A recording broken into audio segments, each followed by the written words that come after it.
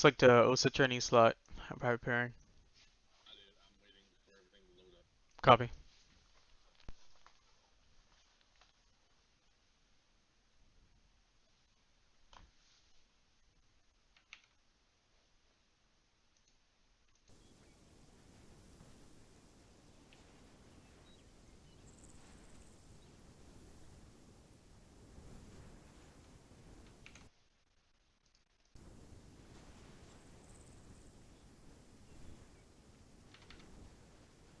Alright, is everyone back? Yes, Sergeant. Yes, Sergeant.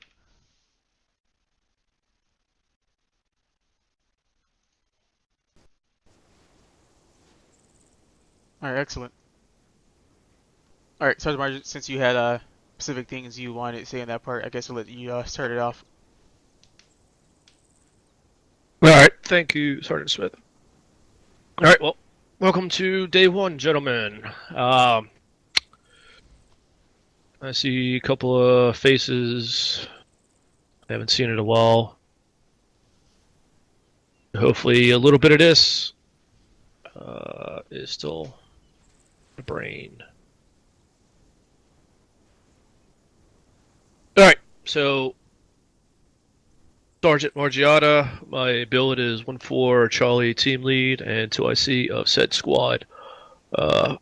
Also, I volunteer my time here as S3 OSUT instructor. Same thing as Sergeant Smith, so we take time out of our schedule to do these classes each week. So keep that in mind. Try to learn from what we teach, and for the love of God, got any questions? Please ask. Don't assume anything. Definitely. If we don't have a question coming from y'all, and we ask if you're tracking, you're following, and you say yes, and we try to get you to do it, and you keep failing at it, it's going to be pretty frustrating on our part. Yes, and it isn't always the correct answer, especially during these classes. Because what y'all get out of here and get billeted, and the way you reflect what you get billeted is a reflection on us. So if we don't properly train you to the amount of time we're allowed to, it looks bad on us, and I don't like that shit. I try to do everything I can do to 100%.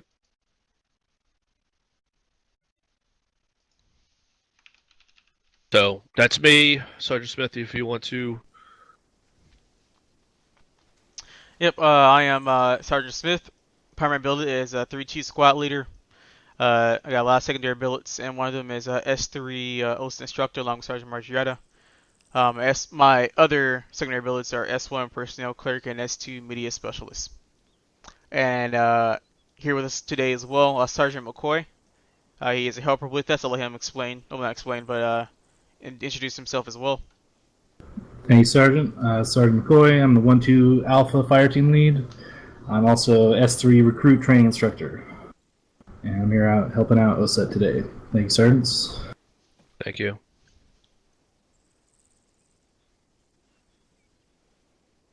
All right. So hopefully everybody has a pen, paper, and something to drink, because you will need it.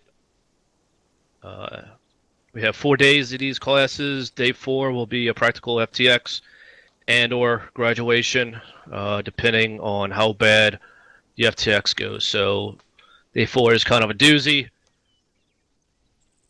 You can pass the FTX, but fail the fucking open book quiz and fucking get recycled back to day 1, which is today. So pay attention, take notes, ask questions, and you'll be good for day 4. Fuck off, don't pay attention, and don't take any notes. Day 4 will be quite hard for you. Alright. So we'll start off with a little bearing and demeanor. Yes, private delaying. You just said that at day 4 you will have an FTX. Will it be like an FTX with only us three, and would it like be an big FTX like with Havoc 1 attending and such? No. It's gonna be a squad. It's gonna be you three. If y'all want to stay in Bravo, the way it works is our day 1 and day 2 is this Tuesday and Thursday. The first sergeant's day 1 and day 2 was last Saturday and Sunday. So his day 3 and day 4 is coming up this Saturday and Sunday. So you don't have to stay in our class. You can take day 1 and day 2 with us, and then transfer over to Class Alpha and get day 3 and 4 over with Saturday and Sunday. Can I speak with you three, or at least somebody from you, after also day 1 about that? Because it's a little bit complicated for me, the situation. Yeah, no problem. So, yes. All right. So addressing NCOs. That would be us three standing here, considered NCOs, non-commissioned officer. We all have some kind of leadership billet here. We worked hard for what we got, when it just didn't fucking give it to us, so a little respect goes a long way. Now, they would have to have someone higher than a staff sergeant walk in or enter the room. That would happen to be a sergeant first class would have to enter this room in order for us to call the room to at ease. So any NCO that walks in that's higher ranking than the present NCO, usually the person that's highest ranking in the room will call class or room at ease, but really anybody who sees that higher ranking enter first will call the room to at ease. Now, same thing goes with officers walking in. Officer walks in, instead of calling it to at ease, you're going to call the room, class, whatever, to attention. Straightforward as that. Just giving them common courtesy. If they're walking in, especially an officer, chances are they have something important to say. So, just stop your conversation and just give them a second. Dress and warrant officers. That is the same as officers.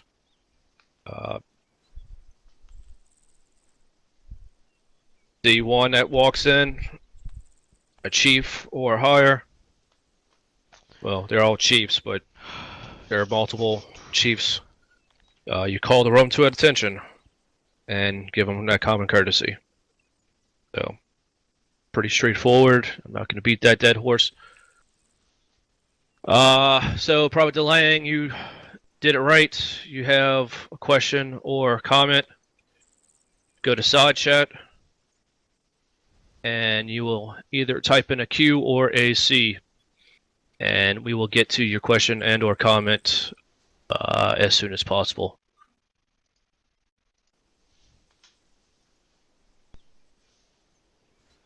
So that's the kind of formalities. All right, let's get into a little bit of learning here.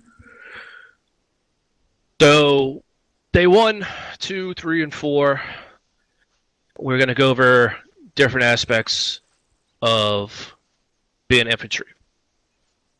So day 1 is going to be individual soldiering skills, which is communicate and shoot. Day 2 will be movement and maneuver. Day 3 will be basic navigation and working with vehicles. And then, like I said, day 4 will be practical XTS and or graduation. So OSUT is a blend of U.S. Army Basic Combat and 11 Bravo Infantry Advanced Individual Training, or AIT. Every soldier is first and foremost a rifleman, and OSUT will give you those skills. Now, don't matter what fucking build you go into, you're a fucking rifleman, 11 Bravo, you're a pilot, you're a fucking eco, you're a fighter pilot, you're a fucking 11 Charlie, or a medic. When the time comes and the shit hits the fan, you're fucking expected to act as a fucking infantryman and be able to shoot, move, communicate, survive, and sustain. That is your individual infantry skills. Shoot, move, communicate, survive, and sustain.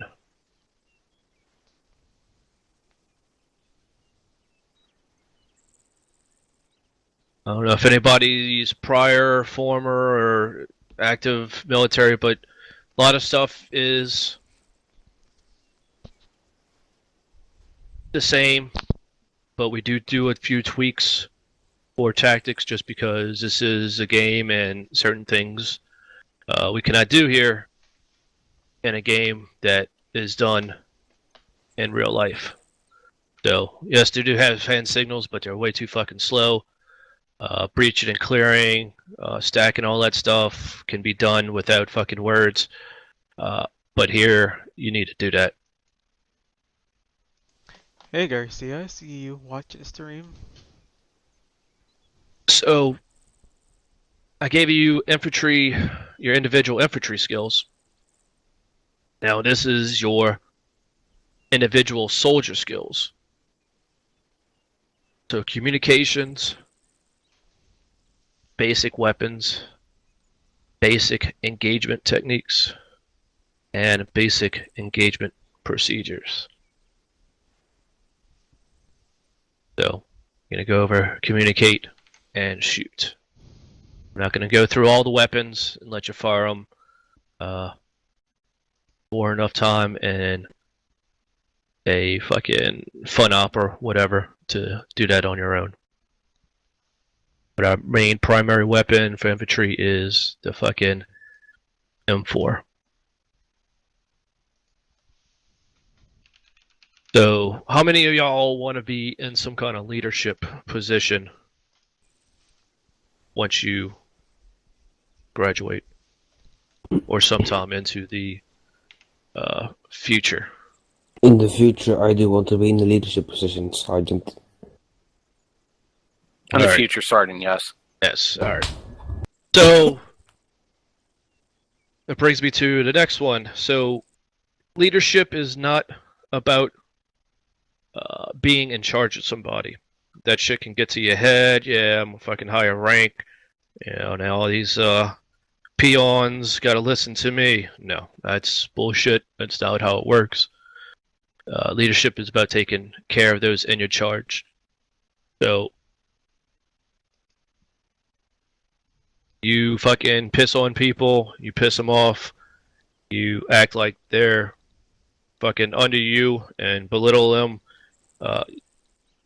You're not gonna A, last that long here, and B, you're not gonna get them to work together or even work with you. They're just going to fucking go off and do their own thing because they think you're a fucking joke or just an asshole. So fucking do what you ordered them to do.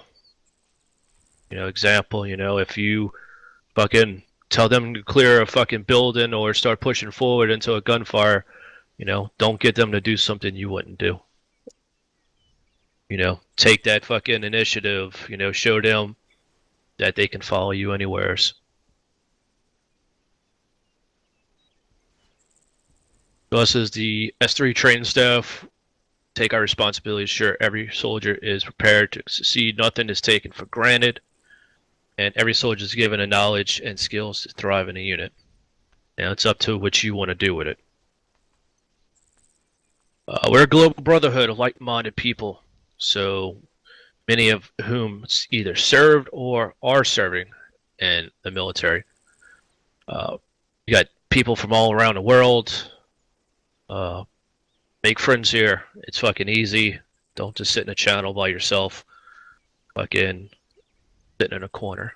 Get out there, talk, make friends. Many people do more than just play Arma. There's many more video games out there. So get out there. Now, the bar is going to be kept pretty high in OSUT. Radio checks, just procedures in general. I can't, or Sergeant Smith cannot do anything about that when you get billeted, unless you happen to get billeted underneath me or Sergeant Smith, and then we're going to keep the same level of understanding and teaching as we do in OSUT. But beyond that, we can't fucking keep an eye on you to make sure you're doing it right. Just gotta trust that you're doing and keeping the bar high as you're doing here in OSUT. Try to get some of the older members to fall back into procedures. Try to get them unstuck out of some bad ways that they learned. So it's going to be done by the numbers, and we expect you to do them by the numbers here in OSUT. So that's pretty much the little intro part here. Does anybody have a question, comment before we start with communications, gentlemen? Sergeant. Was that a no or yes? No, Sergeant. All right. No, Excellent. Sergeant. Excellent. All right. You have anything for him, Sergeant Smith, before we roll this over to the classroom? Only thing I have, Sergeant, is guys, make sure you take some notes, and that's it. Yep. Wise words. Are the radios working in I the believe classroom? so. They should be working now. All right, let's try it out. All right, gentlemen, follow me to the classroom.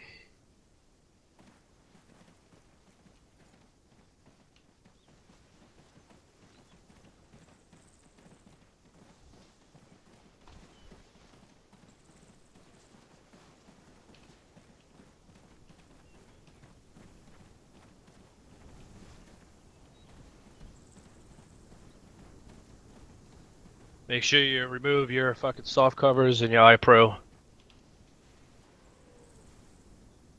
You can enter.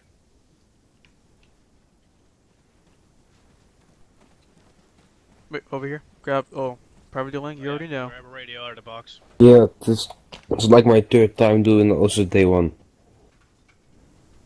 One time previously, and Third time. yeah, Damn. all the shit.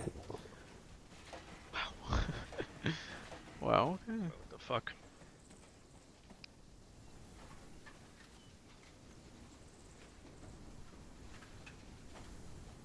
Yeah, I don't believe those are Safe working. interacts. You gotta come over here if those aren't working.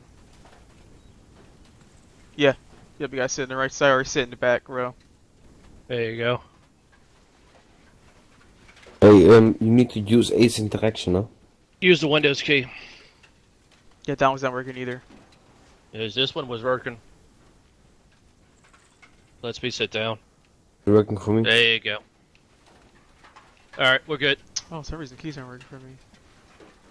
Alright. Let's just make sure everybody's radio. You can sit there. Doesn't matter where you go. Yeah, I pressed the wrong button. Alright, everybody hit Control Papa. Everybody's radio should pop up. Green radio, left-hand side of the screen. Working for everybody? Yes, Sergeant. Yes, Sergeant. Yes, Sergeant. Excellent. Alright, let's proceed. So, probably the most powerful tool we have in our fucking inventory, which is a radio. Each radio has several available programmable channels. Each channel contains a frequency. So remember that. It's the frequency that we're dealing with, not the channel. We got manually programmed frequencies per channel. So I'm going to give you 3 frequencies that are going to be important to OSUT. You have 2 rifles fire teams per squad. So Alpha and Bravo fire teams. Alpha fire team will be 100.1. Bravo fire team will be 100.2.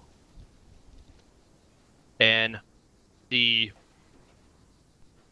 frequency that those 2 team leads talk to their squad leader is going to be SquadNet, which is frequency 100. So those are going to be the 3 important frequencies to deal with these next 4 days.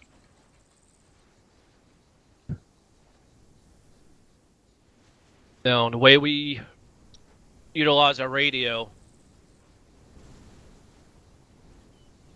most of the time when you get billeted first off, you're just going to deal with 1 frequency. Usually team leaders and 2 ICs will worry about more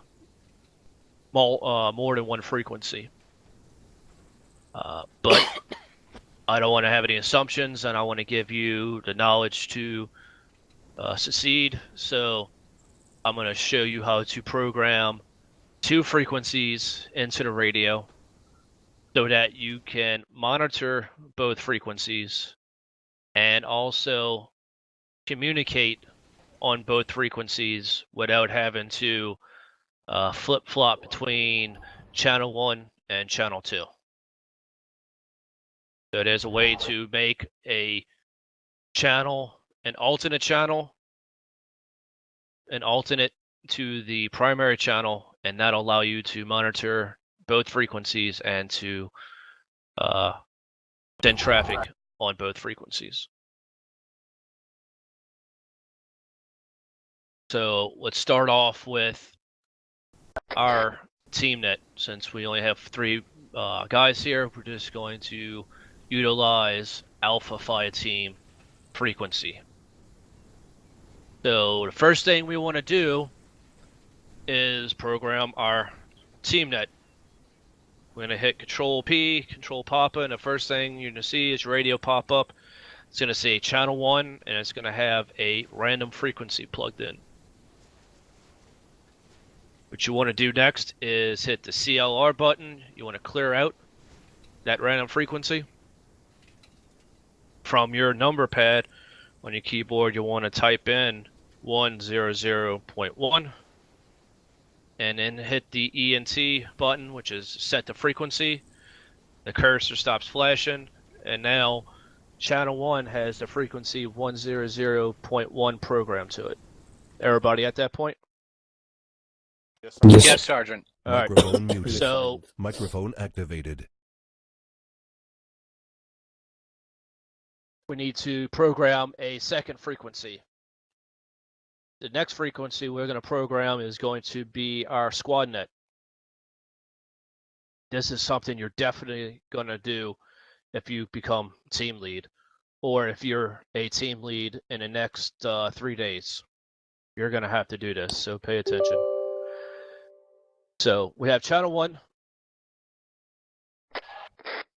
Question. Senate. Yes, you just said that one of us can be team lead in OSUT. Yes. So, like, let's say at the FTX, will you also have be one of us team lead, or Yes. will it be an? Chances okay. are it's somebody is going to be a team lead. There's 2 team leads. There's 2 fire teams per squad. So chances are 2 of you in this class are going to be a team lead this Thursday. Got it, copy. Possibly. So we'll see. All right. So we have channel 1 set, which is our team frequency. Now we want to set our squad frequency. We're going to hit the plus on the PRE, which is next channel, and that brings it up to channel 2 and a random frequency. We're going to keep doing what we just did on channel 1. We want to clear it out. Now we want to enter our squad frequency, which is 100. Hit the ENT. Cursor stops flashing. Now we have saved that frequency into channel 2. Now at this point, you would have to switch back between channel 1 and channel 2 in order to talk on each of those frequencies, but you can only monitor one at a time because obviously you're going to be flipping back and forth. That's just a headache, and we can do better. Now, we're going to keep channel 1 as our primary channel. We're going to make channel 2 an alternate. So if you see the left facing arrow, bottom of the radio, the set additional channel, we're going to hit that. Now the C2 turns into an A2. So by pressing that and putting channel 1 back up on the screen, which I don't want you to do just yet, that allows you to listen or monitor both frequencies. Now, the way that is right now, you're going to hear both frequencies in both ears. That's going to drive you nuts. You're not going to know who's talking to who or who's talking to you because everything's going to be jumbled on top of each other coming in through both ears. So we're going to break up the two frequencies into your channel 1, your primary frequency, into your left ear, and your alternate frequency into your right ear. So as we have alternate 2 still up, you're going to go over just left of the left facing arrow. It's going to say stereo settings, the parentheses. You are going to hit it twice, and a little screen in the bottom right will say additional, right only. Everybody seen that? Yes, Sergeant. Sergeant. Yes, Sergeant. All right. So now alternate 2 is going to come out in your right ear. Let's now hit the minus sign on the PRE button. Go back to channel 1. The stereo settings, parentheses, we're just going to hit it once. And now right on the volume, it should say left only. So we should now successfully programmed our radio with TeamNet on channel 1 being monitored in our left ear, and our SquadNet, which is the alternate 2 frequency, monitoring that in our right ear. So everybody should hear me in their left ear, and everybody should hear me in the right ear. That worked for everybody? Yes, Sergeant. Yes, Sergeant. Excellent. So that is how a team lead or higher is going to program their radio. If you are 2IC, 3IC, 4IC, you are not going to make the channel 2 in alternate 2. Only the team lead. We don't allow anybody but the team lead to monitor SquadNet. The only time the 2IC is going to monitor SquadNet is when he or she needs to step up because the team lead is down. So, if you're a 2IC, a lower, you're going to make the SquadNet channel 2. Just leave it channel 2. When the shit hits the fan and it's time for you to step up, you can quickly go on your radio and turn the C2 into an A2. Make sure you go back to channel 1 and you're good to go. But if you're not a team lead, don't monitor any stations, any nets. Alright. So, first off, we're going to go over 3 phonetic numbers that we use.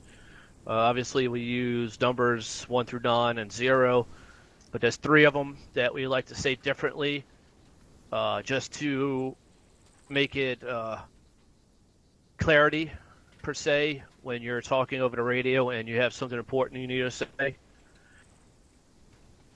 Obviously, you don't want to have to say it multiple times, so these three numbers are going to be said differently. So the numbers 3, 5, and 9 will be like this. 3 equals tree. Don't forget, don't worry about that forward slash. So 3 is going to be said like tree. 5 will be said like life. And last but not least, one that everybody knows, 9 will be said like niner. Now, you do not have to say them when you're speaking to your battle buddy or a team member like we're speaking now, or if they're close enough to understand what you're saying. It's only really needed if you're calling out something important like a distance or fucking a bearing of enemies. And you want to get it sent over right the first time, you will say those 3 numbers in a phonetic sense.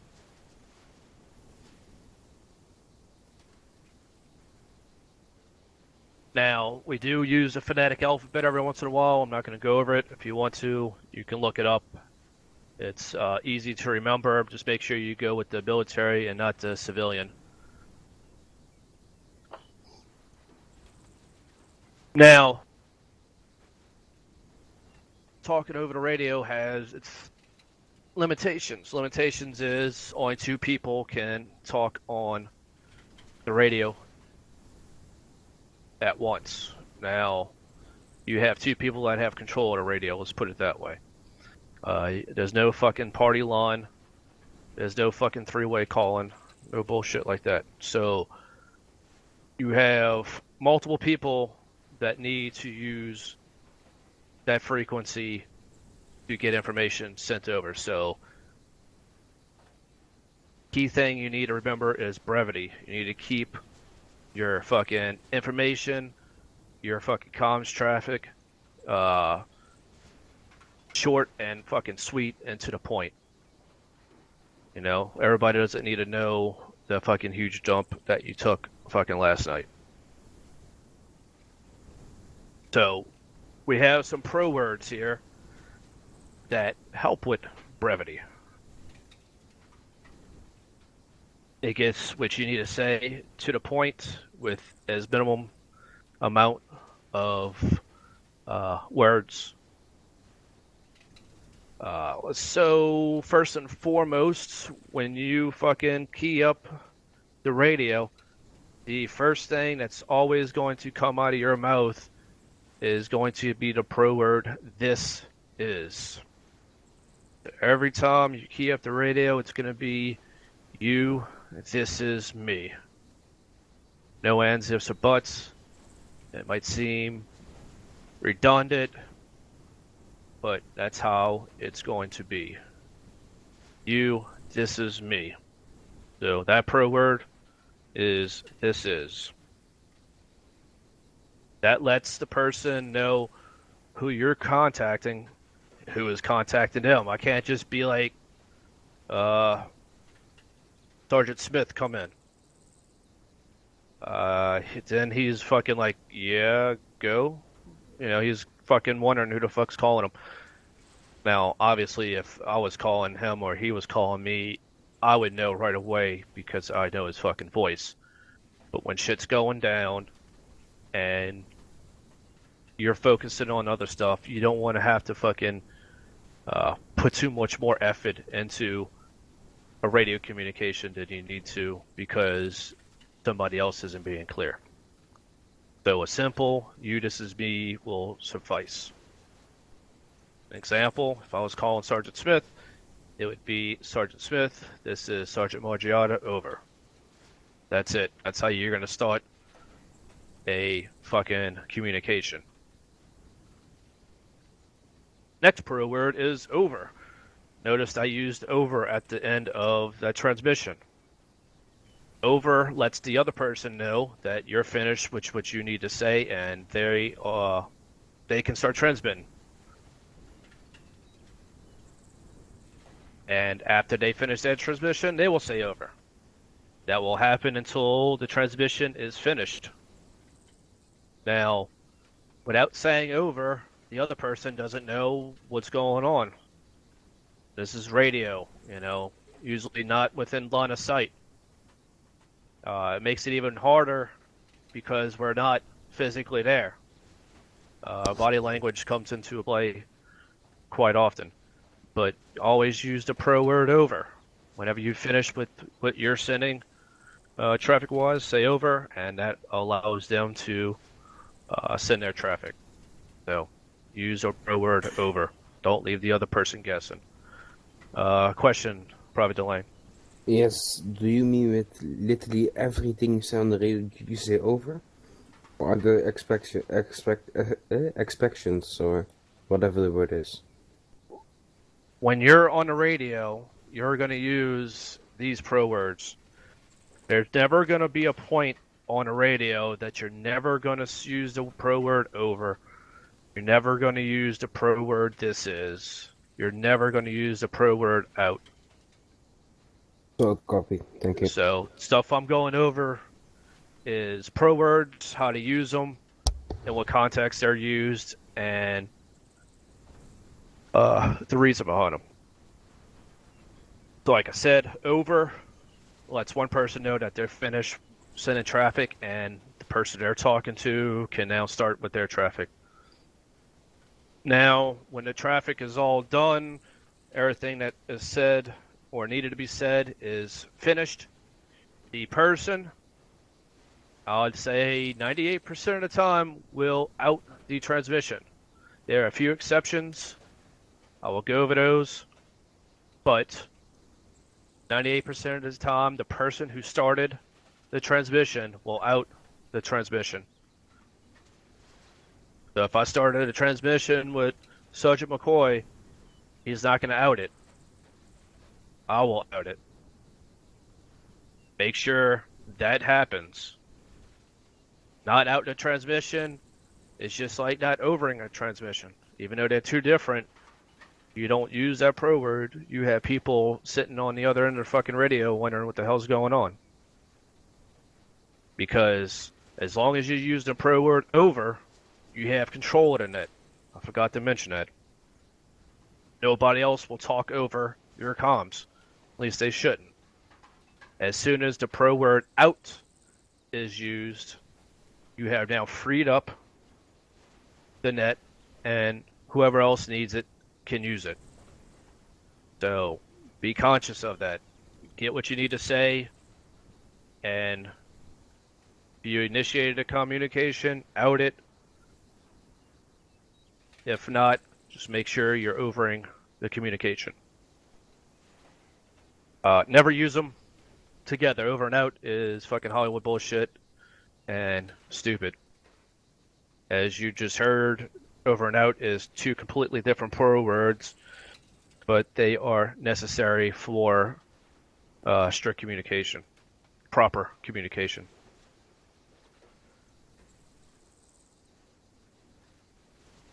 Now, I did mention that nobody should talk over your communication until it's ended. There's one pro word that can be used to, let's say, break in on a conversation in case there's an emergency, or if there's an emergency.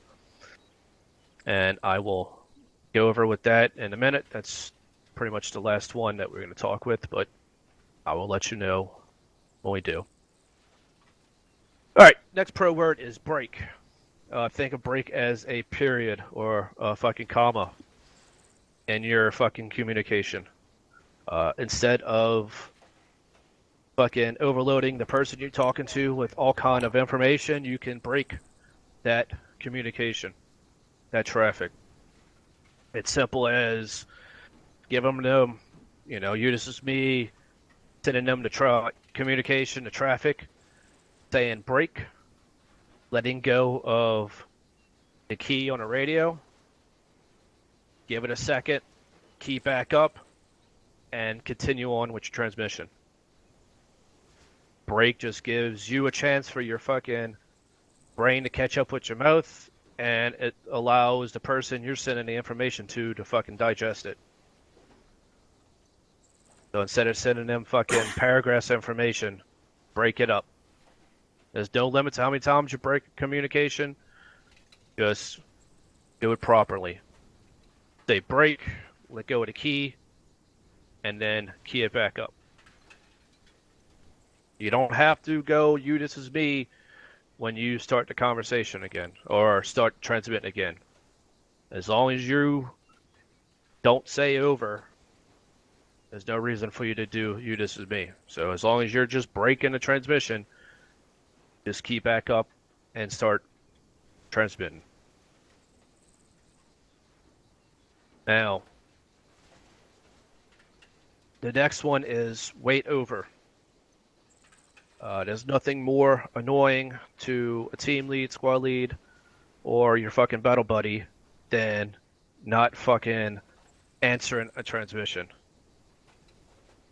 It's bullshit and it's unnecessary, and it should never happen unless you're fucking down. And at that point, if your fucking battle buddy doesn't know you're down and he's calling for you, then he's fucking at fault, because obviously he's not fucking with you. And you're probably at fault too because you're not with him. But that's a different story. So, like I said, nobody likes being fucking unrecognized or not answering on the radio. So, at the very least, use the pro word wait over. That's all you gotta say. You, this is me, wait over.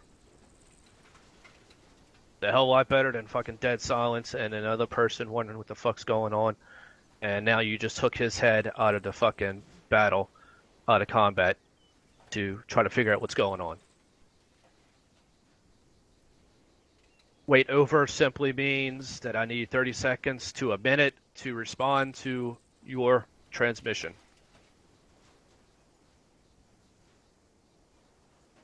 Simple as that. Now, by doing that, keep in mind, you still have, you and that person that is trying to contact you have control of the net. So if you know you're going to be a little bit, use the next pro word. The next pro word is wait out. Wait out means you have longer than a minute, and it also frees up the net. So this is one of the times where you're going to out the transmission when you did not start the transmission. So you can use you, this is me, wait out. That tells them that you need more time than a minute, and it also frees up the net so other people are not sitting and waiting. Everybody's clear on these pro words so far? Yes, Sergeant. Yes, Sergeant. Yes, Sergeant.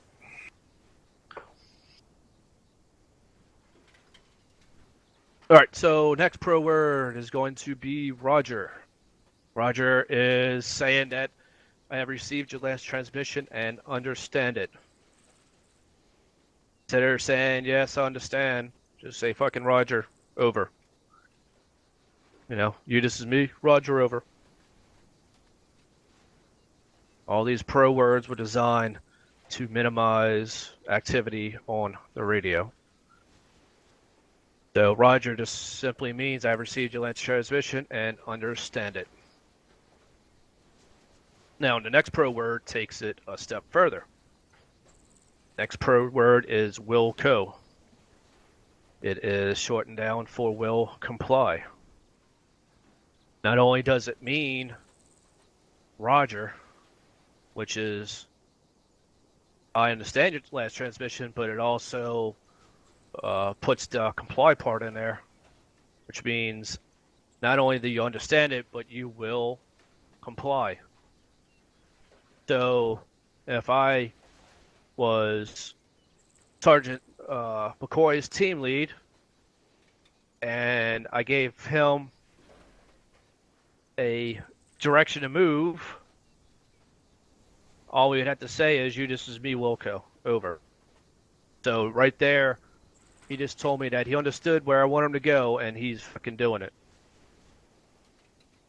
If he just said Roger, all that would tell me is he understood it, and now I'm kind of guessing, is he going to or not going to fucking move to that location? So you gotta be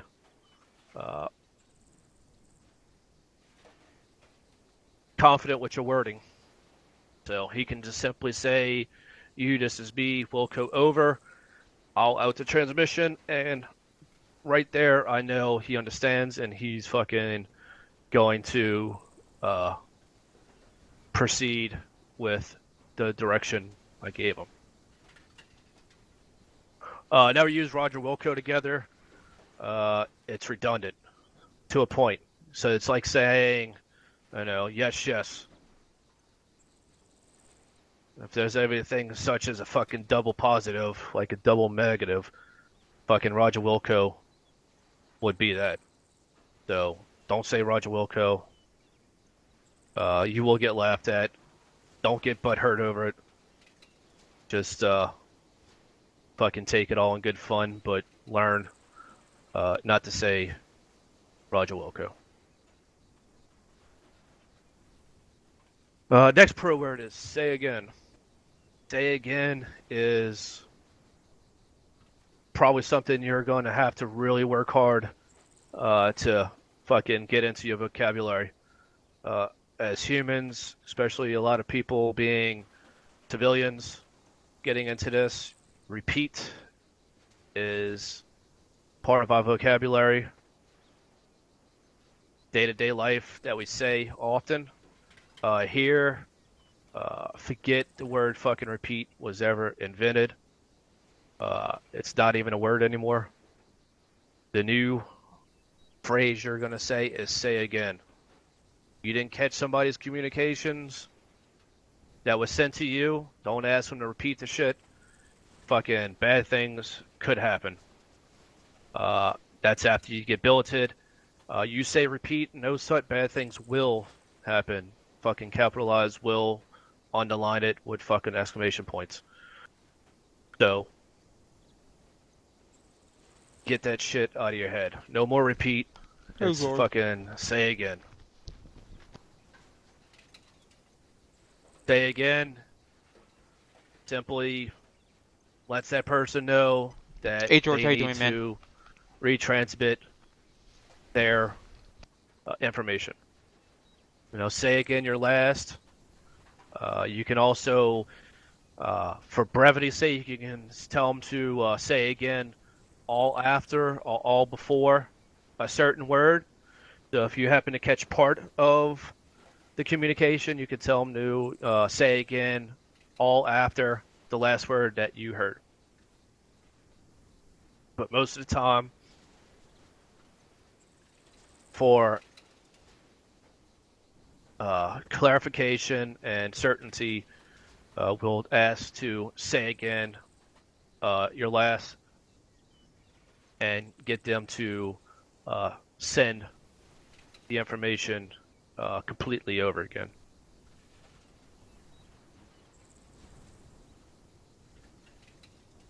Now, if you're wondering why we don't want you to say repeat, repeat is a fucking pro word for 11 Charlie, which is mortimen. That is to repeat their last fire mission.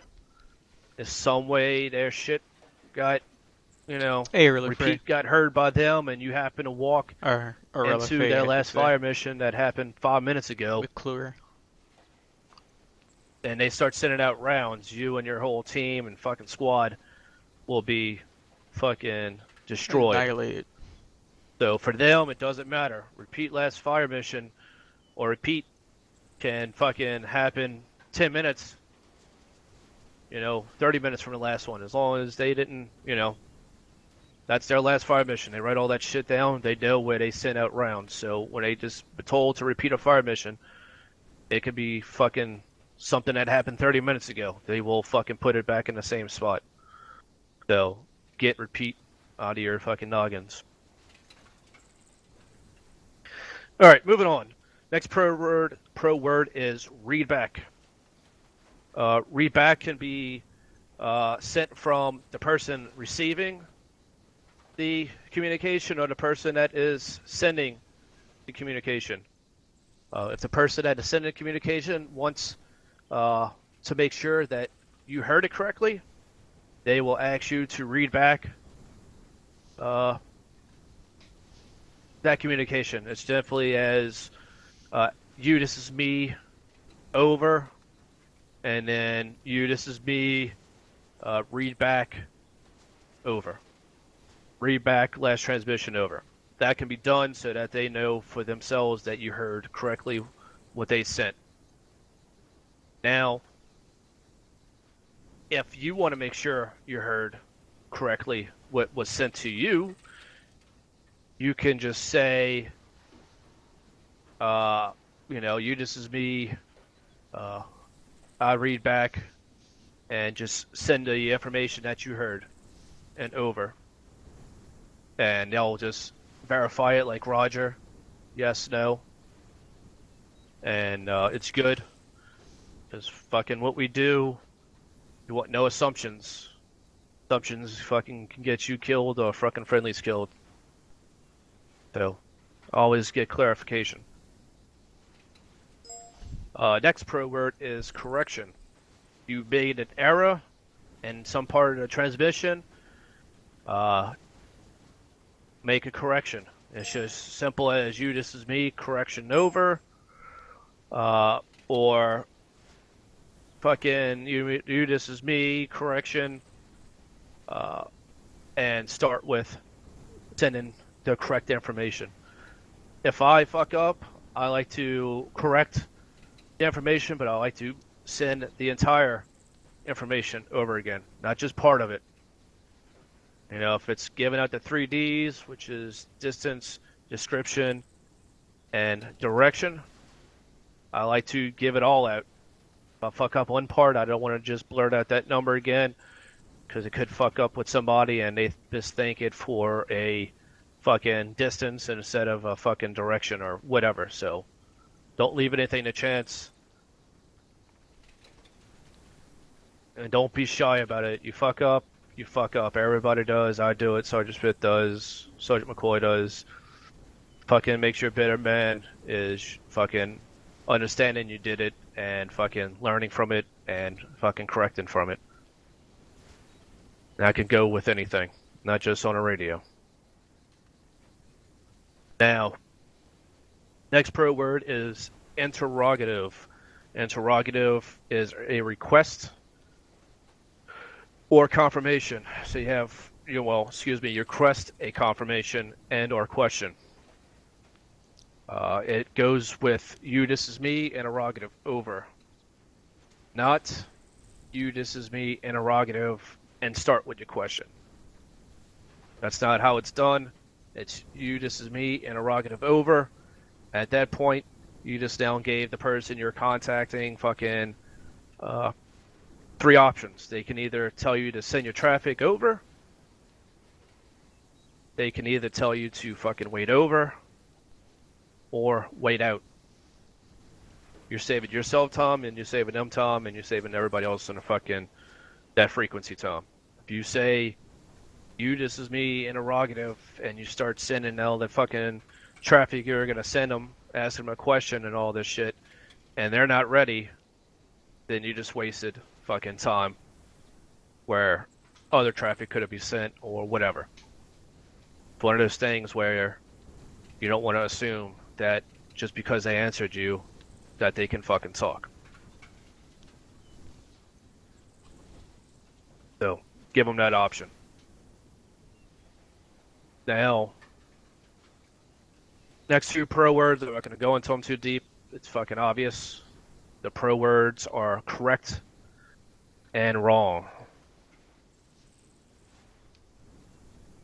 Pretty straightforward.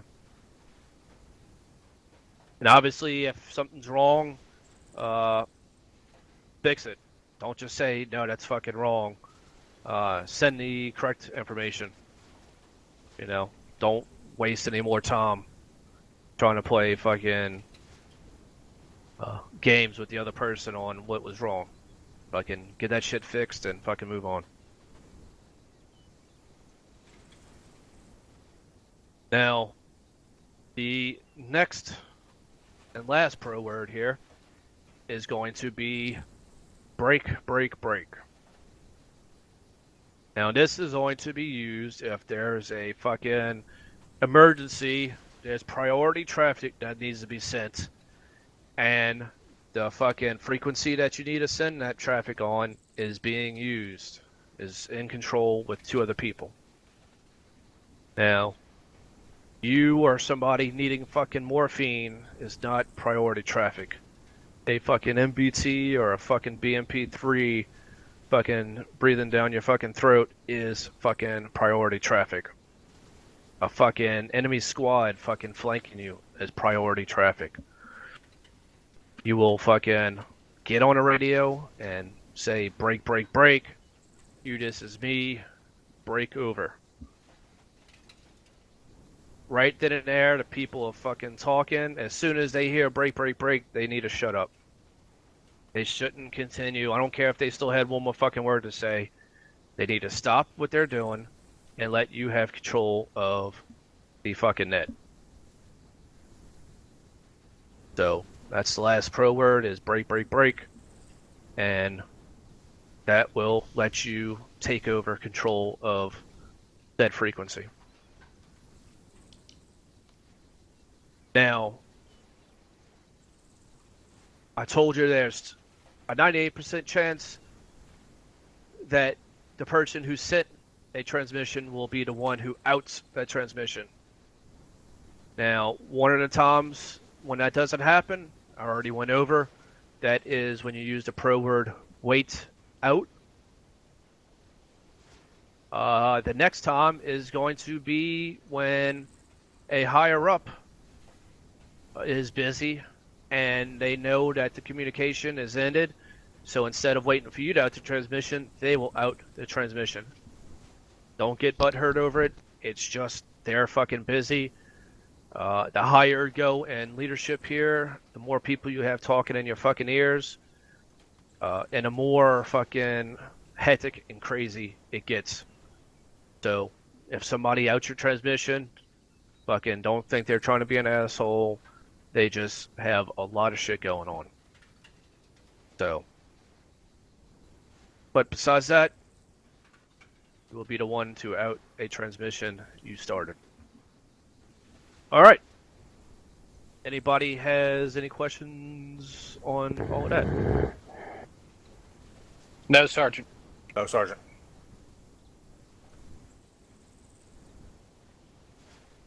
Private DeLang.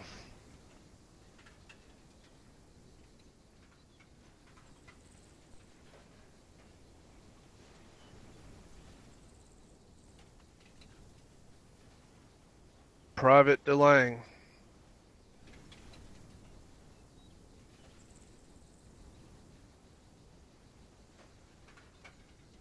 All right, good talk.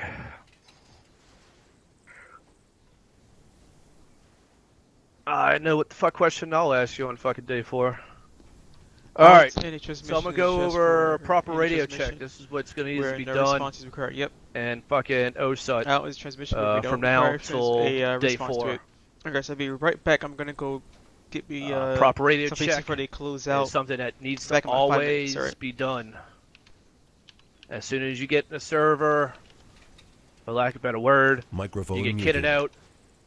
You get into your pre-combat formations and you start doing your pre-combat checks. You will do a radio check. Very important. Don't assume just because you plugged in your frequencies that your radio is going to work. Because like I said, a radio is a very important weapon on the battlefield.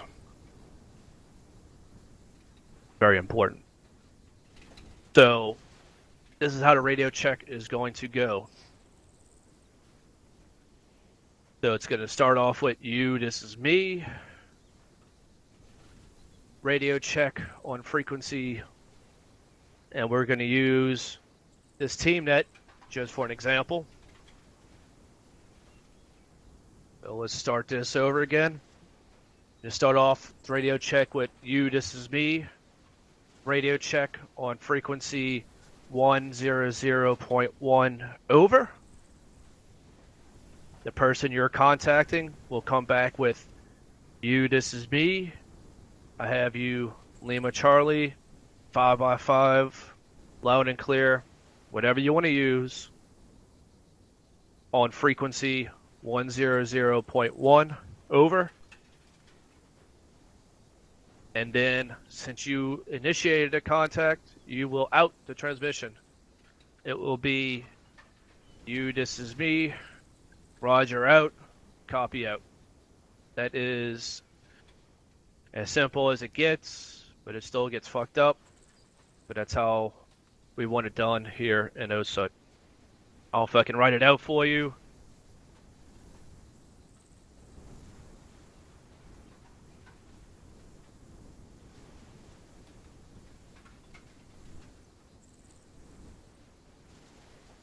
So that's the first. You just be radio check on frequency 100.1 over. Then you come back with you. Oh. Give me a second. You. This is me.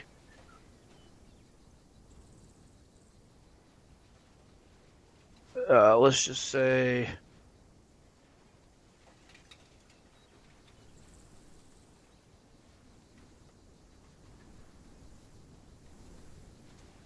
USB, I have you loud and clear on frequency 100.1 over. And last but not least,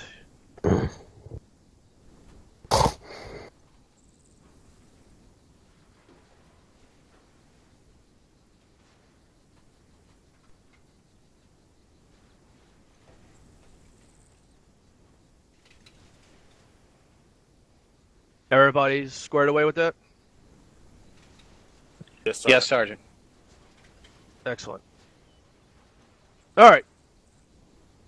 So, Private Perrin, I want you to do a radio check with Private DeLang. Private DeLang, do one with Private Schnorr, and then Private Schnorr, you can finish up a radio check with me. And Sergeant McCoy, I'm pretty fucking sure he is, but we will find out here in a second. So, kick it off, Private Perrin. Private DeLang, this is Private Perrin, radio check on frequency 100.1, over.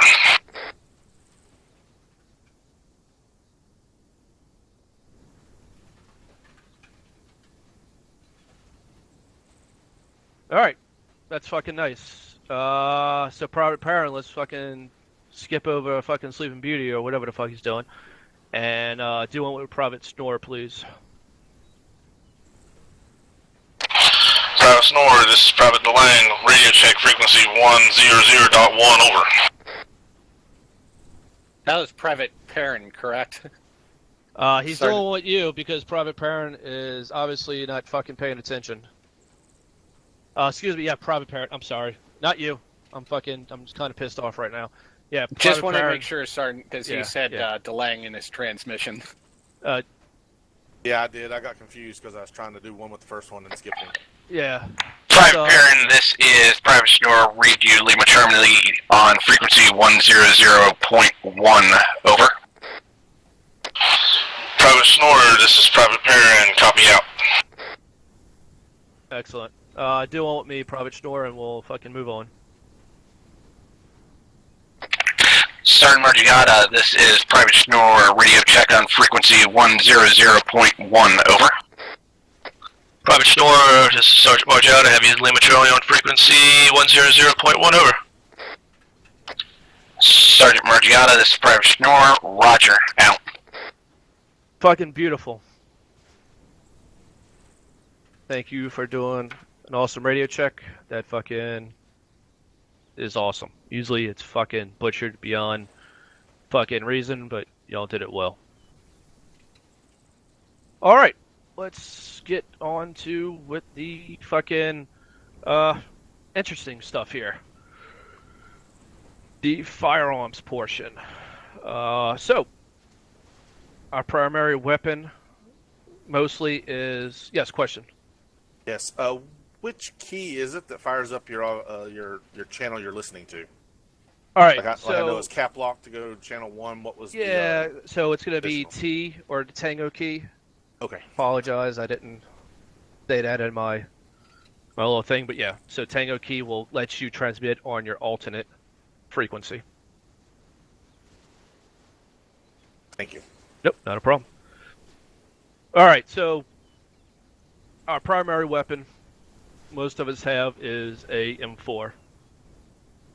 The M4 has 3 firing modes. So you have your semi-automatic, which is the trigger's pulled, 1 round comes out. Automatic, you hold down the trigger and rounds come out until you release the trigger. Third fire mode is fucking safety. So just keep that in mind.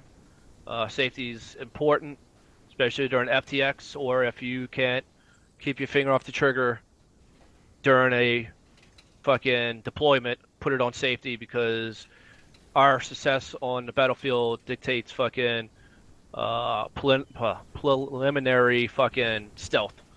So us shooting will alert the fucking enemies to our position. So you got to keep it on fucking safety until first contact. Now,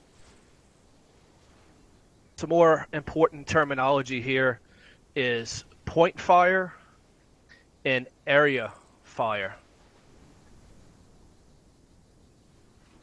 Point fire can be fire directed at one point, which could be an entire team or squad.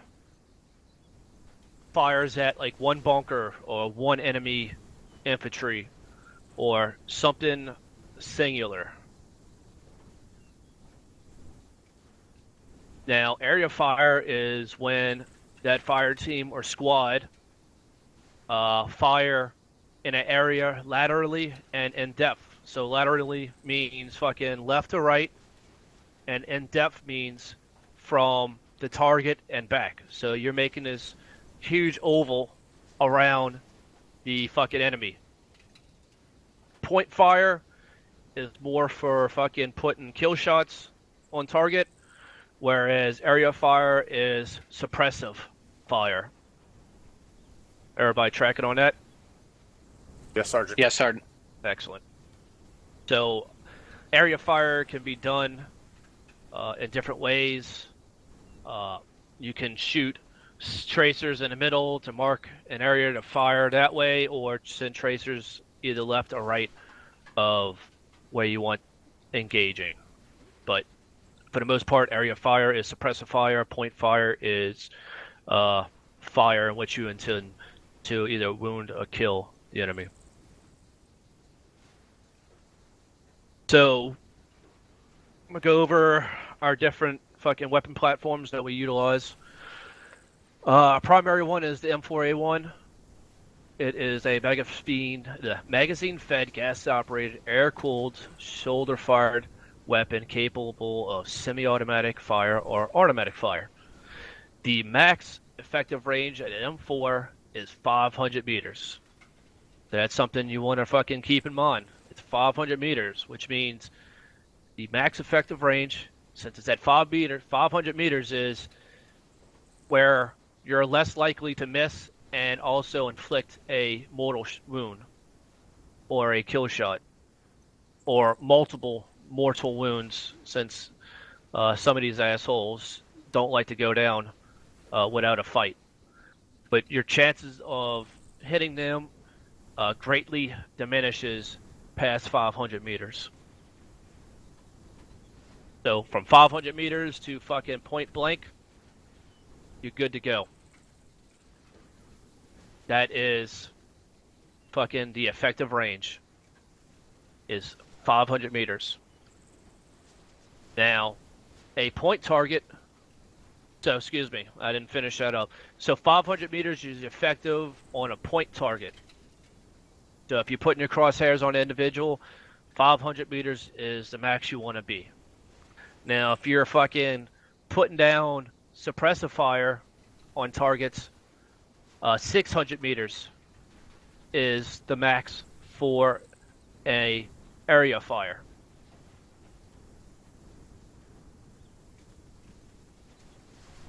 So 600 meters is the max you want to be shooting at an enemy with your rifle. You know, fucking 800, 900 meters away, you're shooting with your M4. Yeah, you might get lucky, but it's a fucking waste of ammo. Don't do it. That's what your 249s and 240s are for. So, max effective range on point target is 500 meters. And max effective range on a fucking area is 600 meters. That's for your M4A1. The M249, which is the SAW, squad automatic weapon. It's an individual portable, gas operated magazine, or fucking belt fed light machine gun. Yes, it can take 30 round fucking Stanag magazines. You can put those in the 249, but it'll fucking eat through them like nobody's business. That's like fucking ditch last resort.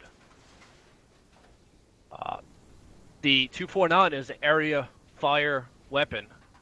The max effective range on an area fire of a M249 is 1,000 meters.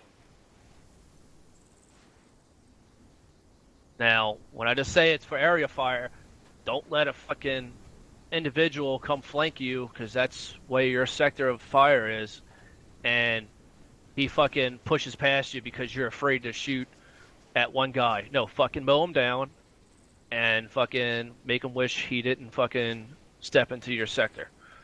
Just because it's one individual doesn't mean you can't use your 249 on him. Fucking, it ready to do that, then fucking let him slip by and try to get a rifleman or a fucking grenadier to shoot at him.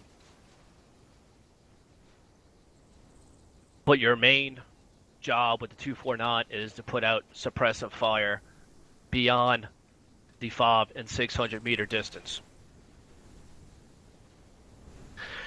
The M320 fucking underbarrel fucking grenade launcher launches out 40 Mike, and it can launch out smokes, frag grenades, or HEs.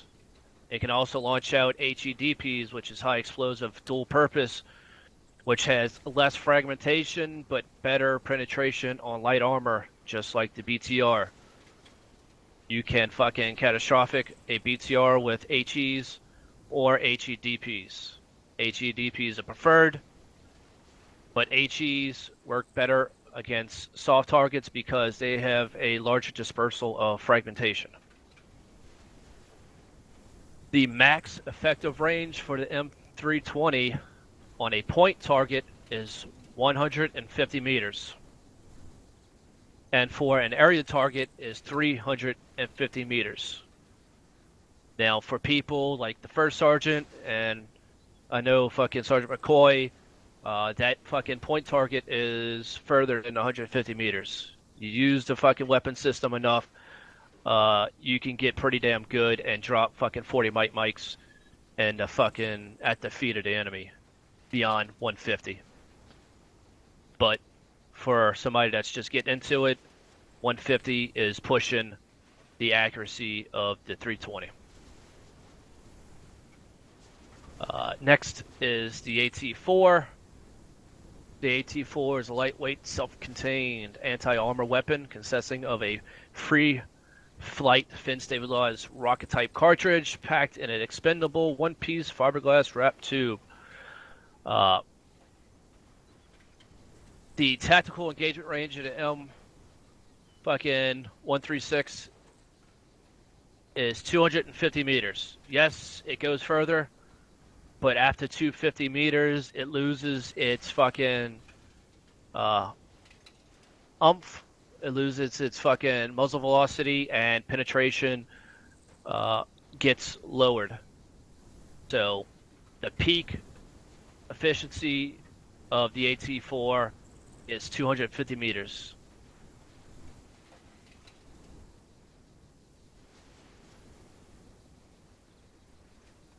Now, Make sure you get rid of it. Don't carry the fucking AT4 on your back after it's used.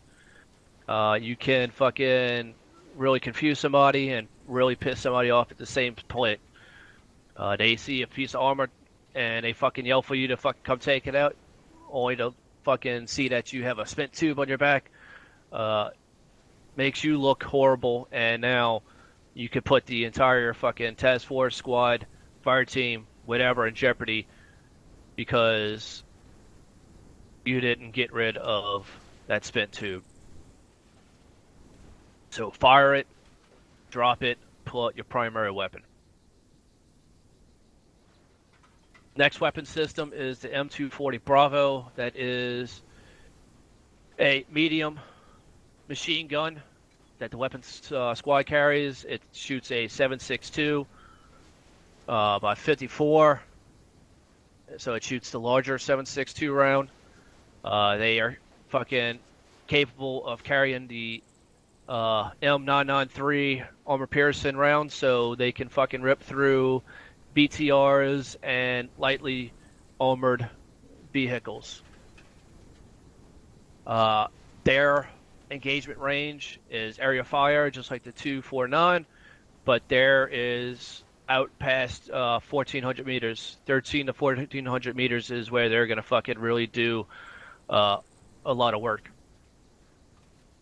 Not saying they can't get closer, but they're good at reaching out and fucking touching somebody. The next weapon system is the FGM 148 Javelin. So these three weapon systems, the 240 Bravo, the Javelin, and the Maz, it's all team ran. So it takes a gunner and an ammunition handler to run these weapons because ammunition's fucking heavy as fuck and the firearms, the weapon platforms are heavy. So the Javelin is an anti-tank round. Is laser guided. Fucking hits from the top down. With enemy armor is soft. Fire and forget, which means you don't have to keep it locked on there. Once you have a lock, you fire. It's fucking fire and forget. There's no fucking having to track it. It's great out to 2,000 meters.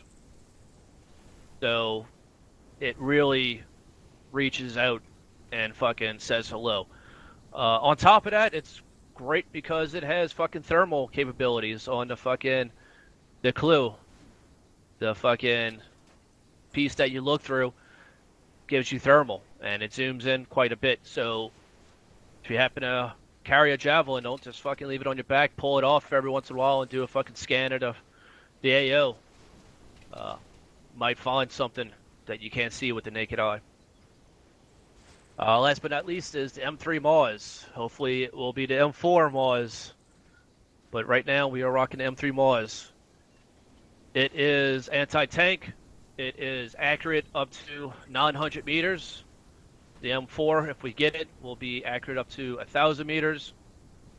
It is reloadable. It comes with either heat rounds, high explosive anti-tank, or just high explosive rounds for infantry, and a illumination round. It comes with a smoke one, but we don't use smoke or illumination or high explosive. We're just limited to high explosive anti-tank. Even though it's the same size warhead or millimeter as the fucking AT4, it packs more of a punch, has more fucking oomph behind it, so it travels further and it also penetrates better. So that is the weapon platforms that we use. Any questions so far? No, Sergeant. No, Sergeant. Yeah, hell yeah. All right. So some organic munitions. The M67 fragmentary grenade comes in use. Use it more than you think. It has a lethal range of like 15 to 25 meters, so watch where you throw it. Also, if you throw it in a house, it could fucking explode and frag out and throw some frags through the fucking building and hit you. Especially don't use it if you know that the civilians are present. Because if you throw it in a house, you could fucking kill a civilian, and that's not what we want when we're deployed or when we even practicing in FTX. So use a fragmentary grenade with caution, because it's easy to blue and blue with that. Fucking, you miss up a line up a shot and it bounces off something or whatever. It can really cause some damage. So be careful. But it's a great tool. Next one is the M18 yellow smoke grenade. That is our primary concealment color. We can use white, but we try to shy away from that because the enemies use white. So we mostly use yellow for concealment. You will see after we get out of class, one smoke grenade does a lot. It does a lot of concealing.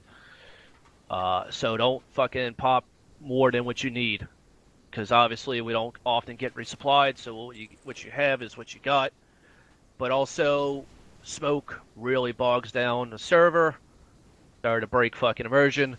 But when you have 60 fucking plus people on the server and people start throwing smoke all around, you'll see your frames fucking die pretty quickly. So use them when you need. Don't be afraid to throw them, but just use them wisely. Use the wind direction. And since I'm on that, make sure you write down Shift and K or Shift Kilo. That will give you the wind direction. That helps a lot when you toss in smoke. Right now, you can see the wind is fucking blowing to the west at fucking 4 knots. Or 5 knots. It's fucking blowing pretty fucking hard. So, smoke would be almost useless at this point because it's blowing so hard. It won't really plume and it'll just fucking get pulled. And so, that's something you gotta think about. But always hit Shift Kilo before you move out on operation, and utilize the wind direction when you pop in smoke. So yellow, white is our fucking concealment. Our next color is green. Green identifies friendly location. If our cast is coming in for a fucking gun run or missile run, we pop green smoke on our location. Doesn't mean we fucking throw it as far as we can. We drop it at our feet or off to the side a little bit and pop our location. When green smoke is popped, don't go fucking running away from it. It's popped for a reason, because that's where we're at. So green is friendly location. Blue is for broken chain of command. We don't carry blue. Really not in need of it because you have fucking 2, 3, 4 ICs and more for fire teams and squads. So really not ever out of chain of command. That's kind of reserved for uppers like platoon and command staff. Next is red smoke. Red indicates enemy position. So, if you happen to have a red smoke and you throw it on accident on your location, call it up with the quickness. Because that's the shit fucking Thunder and Warlord are looking for to come do a cast run on there is fucking red smoke. So, don't keep it to yourself. Call up to your team lead. Alright guys, I'm back. Saying, bad red smoke, and they will send it up. So red smoke is enemy location. Next is purple. Only people allowed to carry purple are medics. Purple smoke indicates a Mazcaz. The only people that are allowed to call Mazcaz are medics. So don't call it out over the radio. Just fucking say you have multiple men down and you need a medic on your position. If the medic deems that it's a Mazcaz, he'll pop he'll pop a purple smoke, and he will call over his fucking medical net that it's a Maz casualty, and it will be dealt as such. The last colored smoke that we deal with is orange. Orange is indicates a danger area. Could be either a LZ, obviously that's a danger area, or when we place demo down for blowing either a wall, blowing up enemy caches, or blowing up an enemy Vic, or even blowing up our Vic if it comes to that point. That blowing up our Vic will be something that we discuss on day 3. But fucking, we use an orange smoke to identify that danger area. So if you see a blue smoke, don't go near it. Excuse me. An orange smoke will identify a danger area. So if you see orange smoke, don't go by it. Next thing that we use is demolition blocks. Fire team leaders will be the ones to carry that. And that is only with a rifle squad. Fucking team leaders for a weapon squad are not authorized to carry demo blocks. Pretty self-explanatory. Demo blocks carry a firing device, and you gotta place the demo block down, and you have to ace interact on a demo block to set it to the firing device. So it's all good there.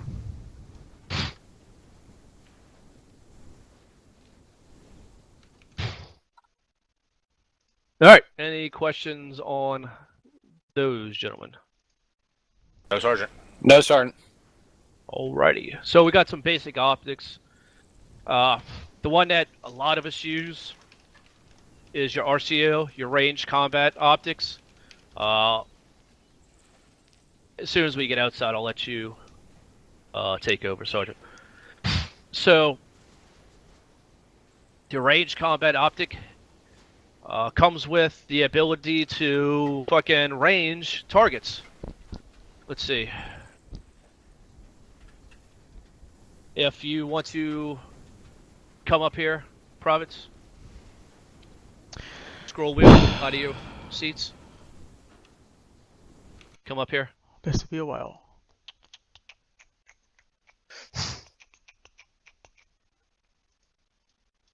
So if you come over here, look in the thing. So if you zoom in with your thing and you look in it, you have a chevron, red chevron, and then you have ranges out to 600 meters. This picture's wrong. The sight that we do use, it is at 500 meters and stops on the red. I'm pretty sure. I gotta check again. But the way they say it is if it's in the red, it's dead. That's why it is called red. Red is user joined your channel.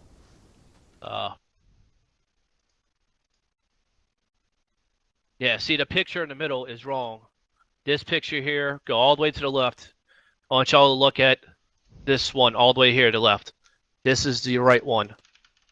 You see how the red stops right there on the 500 mark?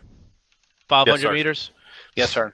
That's the max effective range. So it's telling you right there User left your channel. what the max effective range is by using a red.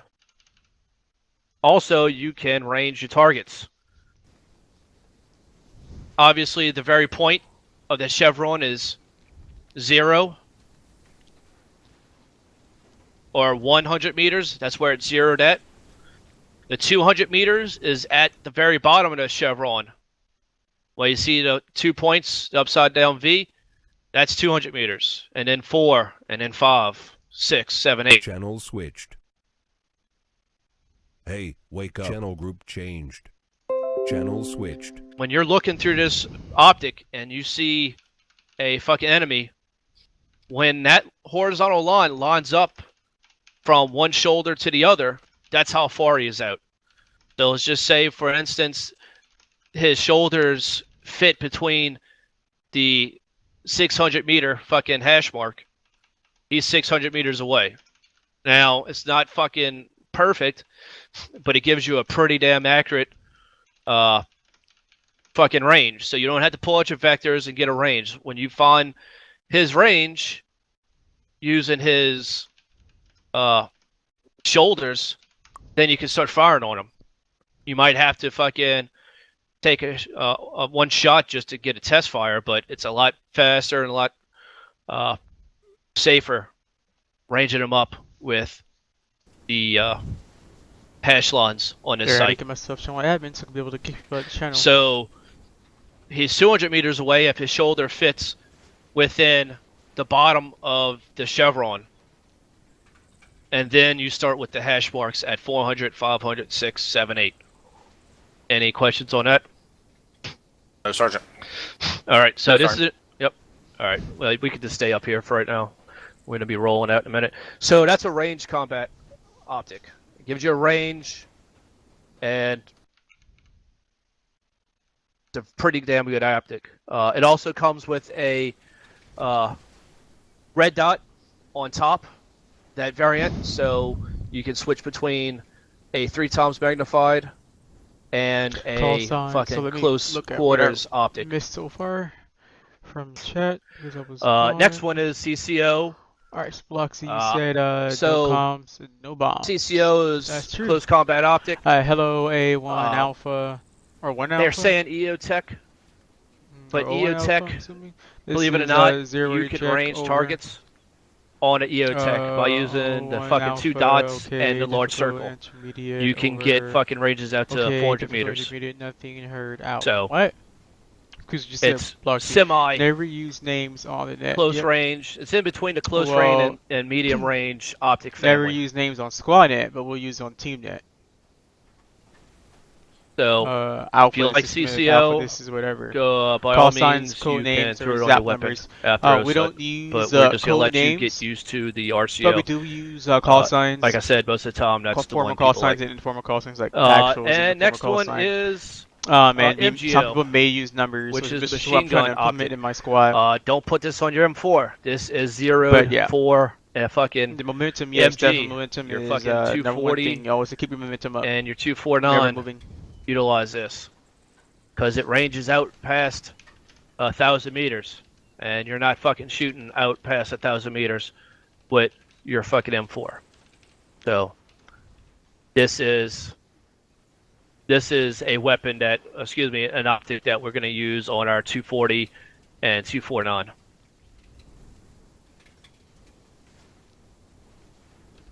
Couple more things, and I'm gonna hand you over to Sergeant Smith. You want to engage the greatest threat first. That only means your rifle, but if you happen to be carrying AT, engage the biggest, greatest threat first. How you always do it. And reloading.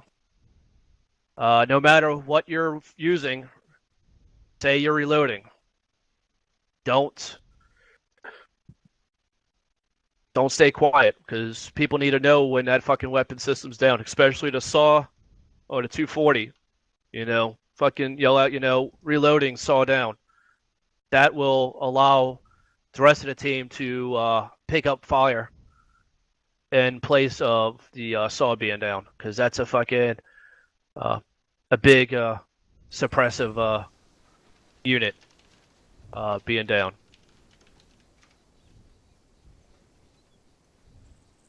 So rates of fire. Get this over with here. Rates of fire, you have sustained, effective fire, which is roughly 1 round every second or so. You know, that's when you're fucking got the crosshairs on there and you're fucking shooting a kill. Especially on long distances. Now, if they come a little bit closer, you can go to rapid. It's like fucking, like 3-round burst. God. Like 3 to 5 rounds every few seconds. You know, shoot like Where does this 3 guy rounds go? out, Like, literally. I retarget, think every time around recenter, this time, this guy disappears. and then put another 3 rounds out. This is when you can start low and let the recoil finish high. So start at right their knees and fucking let the 3 to 5 rounds fucking strafe up the body. Next is cyclic. Cyclic is putting the gun on full auto and putting out like 5 to 7 rounds. And you want to be slow at doing this because you can burn up a lot of ammunition.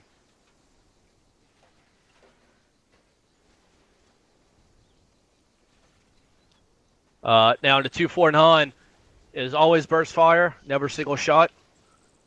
So sustained effective. The way you're gonna work is playing with the trigger, going from a few shots out to holding the trigger down longer as the enemy gets closer. So, and when you're doing burst shots like that, you always want to start low and let the recoil muzzle rise finish off at the head area. So, all right. Any questions on all of this, gentlemen? No, Sergeant. No, Sergeant. All right. Sergeant Smith, gentlemen, all yours. All right. All right, gentlemen, go ahead and follow me. Microphone All activated. right, follow me, gentlemen.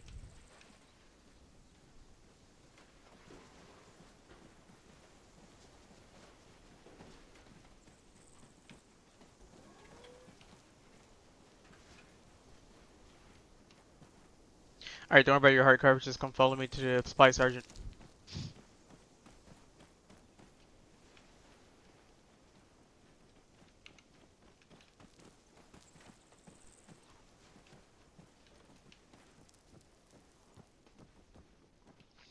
Alright, every time for here on out, throughout OSUT, whenever you get your kit out, you're gonna come to this arsenal.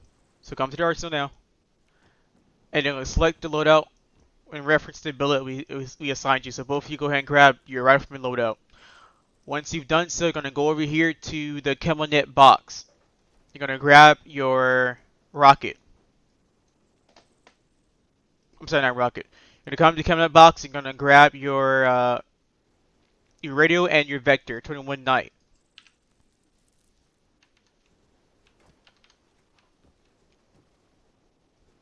So Vector 21 Night and a radio. You're going to do that every time whenever you come and get yourself loaded. So you shouldn't forget this at the beginning of day 2 on how to get your loadout set.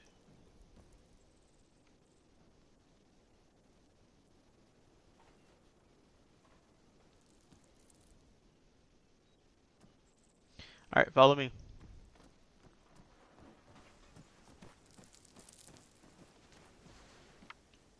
Once you've gotten your loadout, you're going to come out here to the staging area. You guys are going to form a file. We'll show you how a file looks like later on, but a file is basically one behind the other in order: fire team leader, AR, grenadier, and rifleman, and you'll learn that during the beginning of day 2 as well. Alright, go ahead and follow me. Alright, tell me you can see where it says weapon range complex.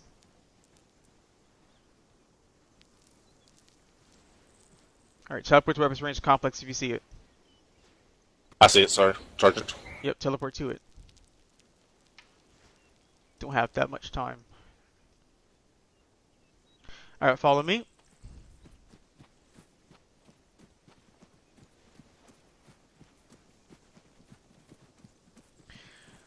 Alright, someone pick an indentation to my left and one to my right. Alright. And one thing I want to point out as well, you want to make sure that you have selected, make sure that your smokes are selected in your barrel. I mean, your magazines are out of your barrel. But I'll show you how to do that soon enough. So before we even go over grenades, I want you guys to go ahead and press your escape key. We're going to delete that keybind. Or remove the keybind. So go ahead and press escape key, go to configure. Go to controls. Make sure under show where it says weapons. So go down drop down menu and select weapons. When you've done so, you can scroll down to your somewhere into the center of the page where you see the action that says throw. You're going to click on that and make sure you delete G. Now don't worry, this is not going to mess with your regular game in Arma 3. Only from this profile, which is what you're going to be using here in the 506, will not have G as your throw. Everyone understands? Yes, Sergeant. Yes, Alright, Sergeant. so as everyone deleted that keybind. Yes, Sergeant. Yes, Sergeant. Alright, go ahead to the bottom right. You see where it says configure add-ons? Go ahead and select that. Now on your drop down menu for add-ons, you're going to select that and go to Ace Weapons. When you've done so, you're going to scroll down all the way down to the bottom. You see where it says prepare or change throwable? You're going to select that and add that keybind to G. And then you can change your throwable drop mode, toggle on throwable drop mode, hold, if you want to or not. It's all up to you. I'm going to go ahead and press OK, continue, and you should be back on the menu. I mean back to your regular game, which you want to call it. Alright, so what I've done for you is assisted you on making sure that you do not throw a grenade by mistake. You're welcome. Now you don't worry about getting yourself yelled at. Alright, so this basically gives out an arch for you whenever you're throwing any kind of grenade, fragmentary or non-lethal grenade, allowing you to be able to see where the frag would be thrown to. I'm sorry, where the grenade is going to be thrown to, and whether or not you want to cancel throwing a grenade, or if you wanted to cook the grenade. So yes, you can cook smokes, and yes, you can cook fragmentation grenades, but I'm not going to teach you how to do so, because I don't want you to make that stupid decision and blow yourself up and whoever else is around you. Alright, once we've done that, go ahead and press your 6 key and 7 key. When you press your 6 key, you should be able to see M67 and stun grenade. Those two things will pop up. Your 6 key cycles through your lethal grenades. You may wonder why stun grenades sorted under lethal. If you hold on to a stun grenade and cook it off in your hand, get yourself third degree burn. That could burn you. It could possibly injure you or kill you if you put it right in your eyes or your head, if you're that dumb. Your 7 key allows you to cycle through your non-lethal grenades. So all of your smokes, chem lights, and everything else will be under your 7 key. Alright, so we're going to want to be able to throw our grenades to take out these cowards who are hiding behind these rock walls. We don't know why they're hiding behind it, which is probably dumb for them to do that. You still want to shoot at them. So, good way to take them out without having to push their position are ways of 40 mic. Since they're within 35 meters from us, we could throw a grenade at them. So, first off, I want to go over the pro words when throwing your grenades before we even throw our grenades. First pro word is frag out. Frag out means that you are throwing a frag. So if you're throwing a frag, you'll yell out frag out. So when you hear frag out, that means that friendly is throwing a controlled frag grenade. Now, if you hear someone say frag out, or in other words, if you're not the person saying frag out and you heard it, your job is to echo that out. So if I say frag out, you're going to say frag out. Everyone understands? Yes, Sergeant. Yes, Sergeant. Alright. Next word is frag. Frag means that you heard a frag being thrown, and you don't know where it is or who threw it. So a friendly could have thrown a frag, and if you hear a frag being tossed, you say frag, even if you don't know it's friendly or it is friendly. You know, the friendly, if that's a bad frag, but friendly, the friendly decided to throw that frag intentionally towards the enemy that you don't know where it's at. So if you hear a frag being thrown, and you don't know who it is, just say frag. And then if you hear someone say frag, you echo that out. But usually we use frag if the enemy has thrown a frag and we see the enemy throw it, or we heard the enemy throw it, whatever. Next is bad frag. That means that you've accidentally thrown a fragmentation grenade by mistake, unintentionally, and you're trying to notify everyone else that there's a bad frag that has been thrown. Stay clear from it. Now, some idiots like to throw a frag by mistake, don't want to say anything because they're scared to get in trouble. Now, I don't know if you know this, but what's worse than not telling anyone there's a bad frag being thrown? You got a whole platoon running to that frag, not knowing that that was a frag or smoke being thrown. Then notifying everyone else around you there's a frag being thrown, and everyone else will echo that out and yell out bad frag, so no one else will run towards it. Which one's worse? Not telling anyone, Sergeant. Not telling anyone, yes. So if you don't tell anyone, you get a council. If you yell it out, then you get an unofficial council most likely. Which means it won't go on your record, so no one will know that you had a council about a bad frag. So make sure you yell out bad frag for the sake of yourself to keep yourself out of that much of a trouble. What's up, Sergeant? Because we all know if we try to throw a smoke by mistake, sometimes the frag was selected for some reason and they threw a frag, that happens. Now, if you've thrown something and you thought you selected smoke, but you weren't for sure what was thrown, or if you actually thrown something, then always yell out bad frag. If a smoke pops up, then guess what? At least you have friends to run away from the smoke and not get themselves inhaling it. So, always yell out bad frag if you don't know you thrown a frag by mistake, or whether or not that was a frag you thrown. Alright, now, always, of course, when we throw a frag, we always hide behind cover. If there's a frag being thrown towards us, we'll always hide behind a cover. We're going to make sure that our head is below the cover, so our head's always protected. So if we're behind this sandbag, the best way to conceal our head, or cover our head, is by going prone. If there was a rock wall in front of us, I'm not a rock wall, but a wall in front of us, that is a crouch level and it protects our head, we'll just go crouch. And there was a big enough wall, like this military wall right here, you see this green wall to your left, we could just stand right behind it. That would protect us from shrapnel. Now, to move on from there, if we do not have any cover whatsoever to protect us from that frag, or we don't have enough time to run away from the frag to run towards cover, if you have time to run, you could run for a second, run away from the frag, or the frag's been thrown, then you're going to hit the deck. You're going to make sure your feet is facing towards the frag and head facing away, and one of the reasons why. Rather your feet get hurt than your head? Yep. Rather a piece of shrapnel hit my leg or my feet, which could be pulled out and probably still might survive with my feet, or my feet might get sawed off, then have a piece get into my head and then a shrapnel going towards my brain and then possibly killing me.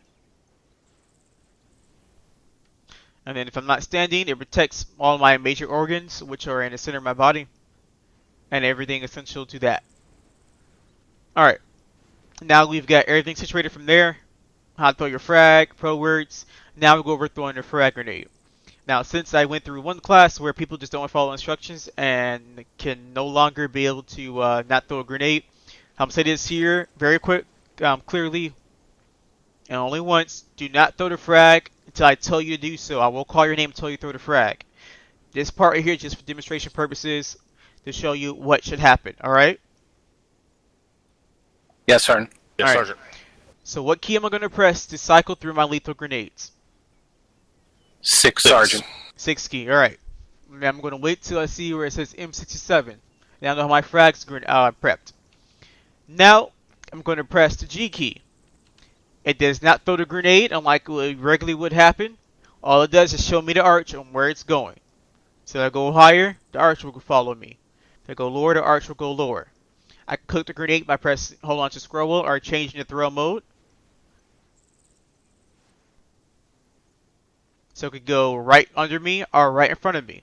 So if I need to toss something over the wall, I could do that so. Alright. Now I'm going to get ready to throw it. Now I'm not going to throw the frag and then say frag out. I'm going to say frag out a second or two before I throw the frag. This way it gives everyone else the chance to run away from the frag. So when I throw that frag, I'm going to run to the opposite direction or hide behind the cover. This way people know, okay, the frag's been thrown that way, and that's the safe zone because that's the person that called out frag out. Alright. Frag out. Frag out. Frag out. Frag Alright, out. you guys did an excellent job. I wasn't throwing the frag, but I want to see if y'all are going to echo that out. Alright. Now I'm getting ready to throw the frag. Prepped it out. I got an arch. Getting ready to throw it. Frag out. Frag out. Frag out.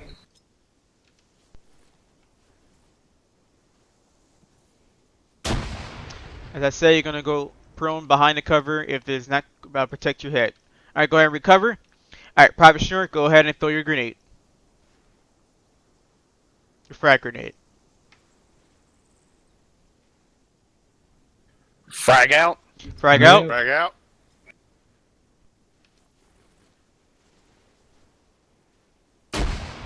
Alright, recover. Private Perrin.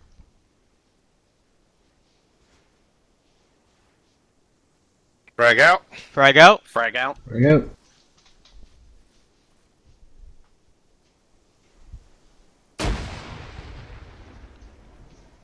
And lastly, go ahead and recover. Alright. Next important thing is something I believe is very essential. because this is something we could use throughout our whole movement, throughout an operation, for the whole 3 hours. Now, frag, something we'll be using maybe once every 30 to 45 minutes. But this right here helps you out in the long run. And that thing is about making sure you do effective screening. Does anyone know what effective screening is? Knowing your range of your smoke and the wind of your smoke. Yes. Not entirely though. Effective screening basically means that you're able to screen something effectively and basically preventing it having eyes on you. So, such as this bunker right here, was what we're going to use as an example. So, the way I'm going to effectively screen it is, like you said, I'm going to know where the wind's going, how fast the wind is going, so I can know where to throw my smoke grenade at. When I throw a smoke grenade at a specific position, it'll be able to effectively screen this bunker than versus me throwing the smoke grenade in the center of the bunker. And if the wind is going to our west, then it's only screening half of it. I'm screening it, but that's not effective screening. If we need to screen this whole lane right here that we're looking down, well, I mean by lane, I mean like this area that's divided by that sandbag, the wind's going about 4 dots, and it's going to our direct northwest. Throw smoke right here, I'm effectively screening this whole area without having to throw 2 smokes. So that's what I mean by effective screening. This something goes a long way because you don't have to worry about throwing 2 smokes to conceal one area. You all need 1 smoke, and you have 3 more smokes left to go. Now, each person in the fire team carries how many smokes? It's just a pop quiz. I don't know if y'all guys may know or not. 4 yellow smokes, sorry. Yes, 4 yellow smokes. How many guys in the fire team? Everybody, sorry. Everybody, basic kit. No. How many guys are in the fire team? I need a number. 4 guys in the fire team. Okay, how many smokes we got all in total in the fire team? 4 yellows to 16 smokes. 16 smokes. How many smokes we got in the whole squad? Squads 2 fire teams, double that, 32 smokes. 40. But close enough. Because don't forget the Okay, fire I team didn't leader. count Yeah, smokes. I know. Yeah, that was a trick question. Okay. I was expecting you to say 32. Alright, so yeah, 40 smokes. That's a lot. Is that right? Is that a lot? Isn't that a lot, Sergeant McCoy, Sergeant Margiota? Who is that? 40 smokes to go throughout a mission that's probably about 3 kilometers long. That's a lot of smokes. So tell me how we run out of smokes that quick. Does it make sense? Using too many smokes per move, too many Sergeant. smokes for no reason. Yep. Alright, so what we need to do to make sure you don't waste any of that is that you can press your shift kilo key and it brings up the wind and the wind speed. I should see an arrow on the top left hand side of your screen. Everyone see that? Yes, Sergeant. Alright, so we know by pulling out our compass, we know the wind is going to our west. Now this way you could keep this information with you for about 30 minutes, and then you can recheck the wind and see the wind has changed, whether or not the speed has increased, decreased, if the wind would shift to a different direction. But from here on, for about 30 minutes or so, we know the wind's always going to be to the west. I don't need to check my wind anymore. I know where to adjust myself with the smoke grenades. Now the wind's kind of going against us because we really cannot get a very large variety of concealment. So we shouldn't be expecting to conceal this whole lane, but at least a small portion of anything, such as this bunker.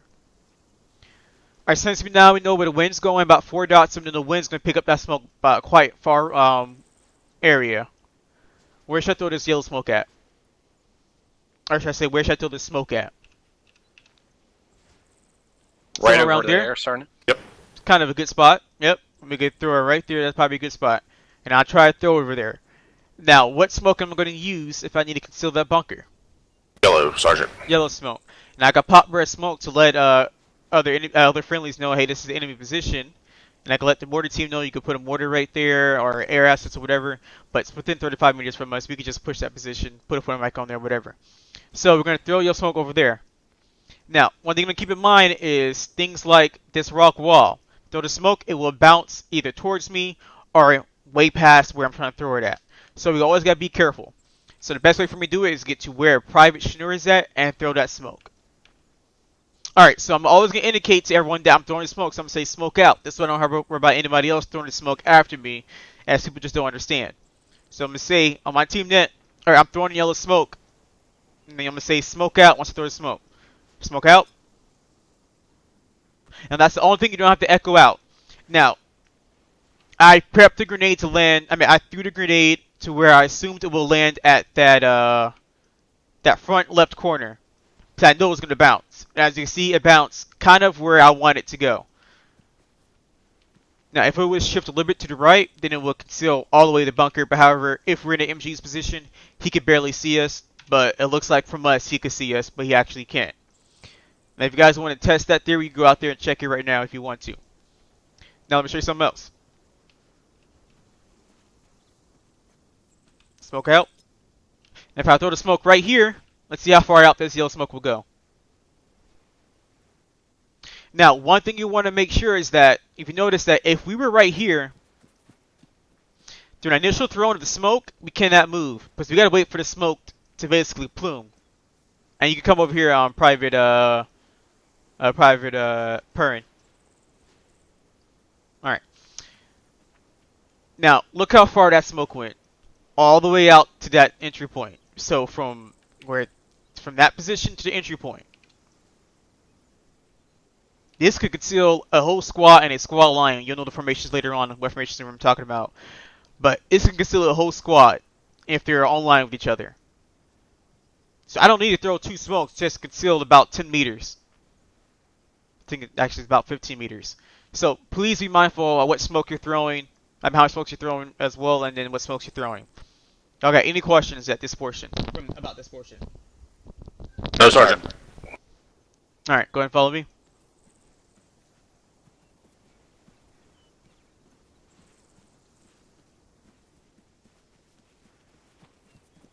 I'm not running.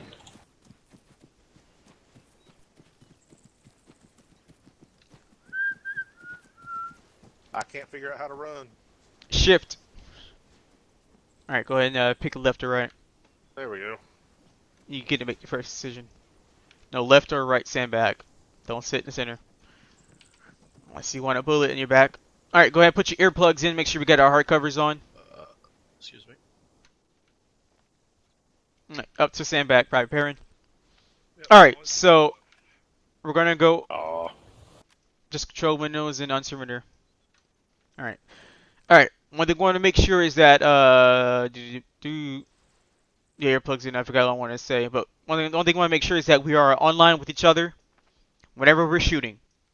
So we got contacts right here. If we were in a fire team wedge, I'm pretty sure you guys should at least know that formation. That's why I said that formation. We're not going to make sure we don't want to shoot behind, from behind anybody or shoot over somebody. Because this person, I do one bad move and stand up, I'm gonna get hit in the back, just like chess. One bad move will end my whole life, my whole game. If I move to the right, I'm getting hit. So never want to shoot behind a person, or else it's your fault that he got wounded. So get online with them. All right, so I'm gonna go over the rates of fire. So first one, like we said before, was sustain or effective. That's one shot every 2 to 3 seconds. All right, range is hot.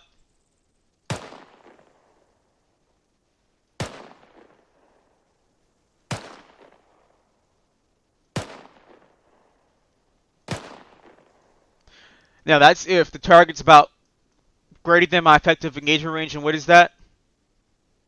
500 meters to 500 500 range. meters. Yep, with the M4A1. If it's greater than my effective range, then I'm gonna do it that way because the wind starts to pick up the bullet and shifts it somewhere else, and because the person's moving or whatnot, so a lot of things I gotta take in factor to be able to re-engage a person with a more of effective shot. Now also, if I got how many guys have in the squad again? How about this? How many riflemen we have? Not ARs. We got what? 10 minus 2. Since we have 2 ARs, we have about 8 guys. Since you guys, that was a trick question again. But we have 8 guys who has M4s and 2 guys with ARs engaging out here. So we don't need it to do this on one target. We got 8 guys shooting about 8 bullets, and ARs do 3 to 5 round bursts every 2 to 3 seconds. So that's about 11 to 15 rounds on that one target. So you don't want to keep doing that. So we're going to use these rates of fire when necessary to conserve ammo because we only have these 10 magazines for the whole mission. So this is the best way for you to conserve your ammo. Alright, so that was sustain or effective. Now here is rapid. Double taps every 2 to 3 seconds. Okay, I don't know what's happening right now. Why it's lagging like that?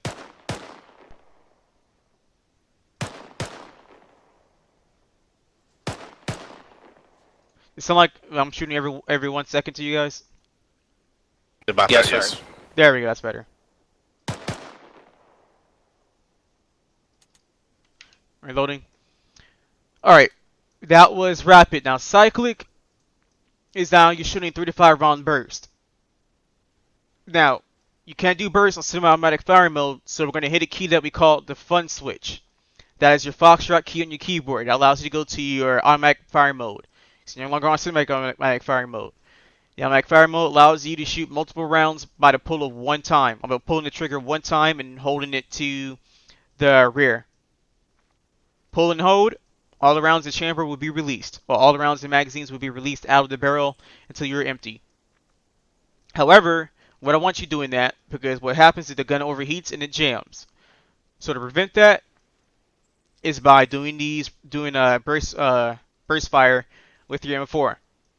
So cyclic, you're gonna press your Foxtrot key or your fun switch or your fun key. Make sure you're on automatic fire mode, and then you're gonna hold the trigger until you know you release about 3 to 5 rounds. And you can do this every 2-3 seconds.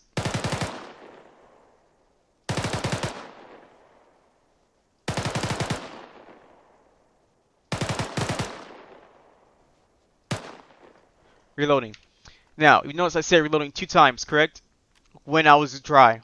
So you always want to call out that you're reloading to let everyone else know, alright, we got a gun down. So there's 2 of you firing at a target. You and another rifleman with the M4. And if you stop shooting, now he knows that he needs to increase his rate of fire or decrease the amount of time between his shots. He could pick either or. Until you're back up. And you could just tell him, alright, I'm done reloading or I'm firing again. Alright. Now that was cyclic and what I want to say. Cyclic, rapid, and a sustainer effective. Now I would show you the sustainer effective, rapid, and cyclic mode for the M249, but I feel like running all down over there to get it. So sustainer effective firing mode, just same thing, 3 to 5 rounds every 2-3 seconds. Now for rapid, you're going to double it. So that's 6 to 10 rounds every 2 to 3 seconds. Then on cyclic, you don't worry about switching to fun key because that's an automatic rifle. So for cyclic, you're going to even double that as well. So now that is about 12 to about 30 rounds, or 12, I should say 12, 20, I don't want you to waste that much, but 12, 20 rounds every 2 to 3 seconds. So those are ways to conserve your ammo as much as possible so you don't worry about running out, and you're about maybe 30 minutes into the mission, you got about 2 hours, 30 more minutes left. Alright, any questions with staying effective or cyclic fire mode? No, Sergeant. No, Sergeant. Alright, go ahead and follow me. Go ahead and put my rifle in condition 4, and I'm going to sling my rifle. And I'm still not doing that. So make sure you call out reloading, once again, like I said before. And you always want to engage the greatest threat. That's something I just remember now. Always engage the greatest threat as much as possible. If we see a squad, but if we see 2 squads, one squad has an RPG gunner and one squad doesn't, who do we engage first? RPG. Squad with an RPG gunner.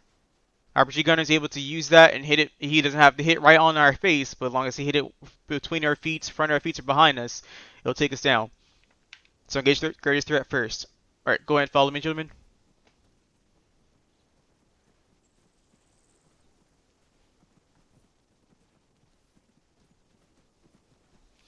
You guys have plenty of practices with these rates of fire during day 2 when you get to be able to use your rifle.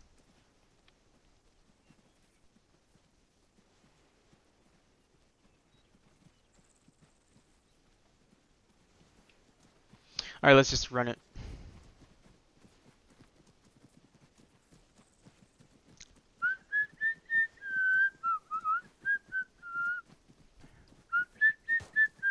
Alright, once again, I want someone on my left and someone on my right.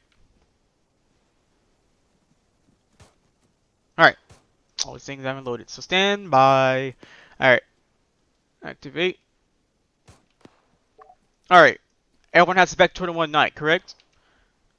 Yes, Sergeant. Alright, press your Bravo key. Shoot, I don't have it. Press your Bravo key, and you should be able to have your vector out. I believe I just crashed. Oh, uh-oh. Went over and pushed something and my screen went black. Give it a second.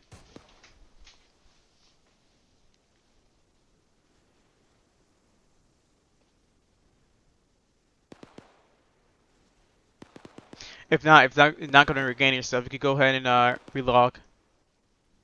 Yeah, I still got a black screen. Yep, go ahead and relog. I'll TP you. Just listen in when I'm talking. Okay, just try to write down everything that I say. Okay. Okay. All right. All right. So you're gonna press your Bravo key. That should bring up your binos, your Vector 21 Knights.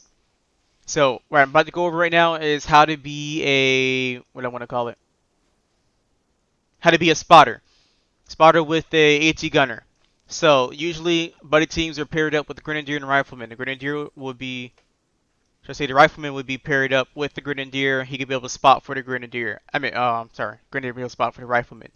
Now, no matter what billet you have, you can spot for anybody if they're AT gunner or if they're any other person like Grenadier who will need a range on a target.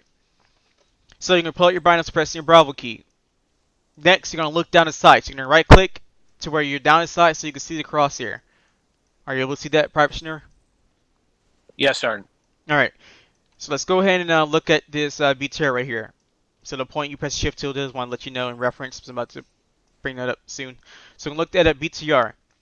Now, to get a bearing on a target, you can press your Tab key. Press and hold, then release. It gives out you a degree. That's the bearing of the respective to your position. So wherever your position is at, the bearing will reflect to where you're at on the target. Now, to get the range on the target, you're going to press and hold onto your R key. You're going to wait until you see a red circle pop up on the crosshair, then you're going to release. That'll give you the range on respective of to your position. You can also press your Tab and R key at the same time, and it'll give you the bearing and the range. The bearing will be on your left, and range will be on your right. User in your channel timed as out. if you would have done this separately. Oh, he even timed out.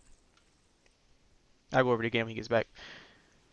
So, if we'll press User Tab and R at joined the your same channel. time, so if you press Tab and R at the same time, you should see the bearing on your left hand side and your range on the right hand side. Now, Yes, the Sergeant. bearing I have is 122. The range I have is 148. Now, yours may be 121 for the bearing, and the range may be 148 or 149 or 147, and the range could be 121 or 123. Like I said, it all depends on the respect. It all depends based off of where your position is at, and it reflects based off your bearing and your range. So all of ours will be down or higher by one increment. All right. So what is your range and bearing on that BTR? Bearing to the BTR is 121 degrees, and Yep. range is 147 meters. Yep. So yours increment down one because you're to my right, and the pirate parent to my left, and his would be up one higher once he gets back in. So now we got the range and bearing on the target. And now you know how to use your basic functions on the vector. Now you could get even more of an effective functions on your Vector 21 Knight, where it gives you more of a accurate range to a target and respective to your elevation. That way your AT gunner could have a more of a better range instead of ranging too high. Even though it's effective range for where he's at, with his elevation, he might need a range a little bit lower. A little bit higher because he's on top of a hill, so the bullet drop would be even higher. Alright, so now we know all those basic functions. Now go over what to do as a spotter. First things first that we need to know is the 3Ds: distance, description, and then direction. Or like how I like to present the information to the AT gunner: description, direction, then distance. Now, also you know what the armor piece is. So I'm gonna give you guys two types of armor piece that you see right now on the field. Now you'll learn this more during day 3, but these are what you see on the field right now. First one is BTR.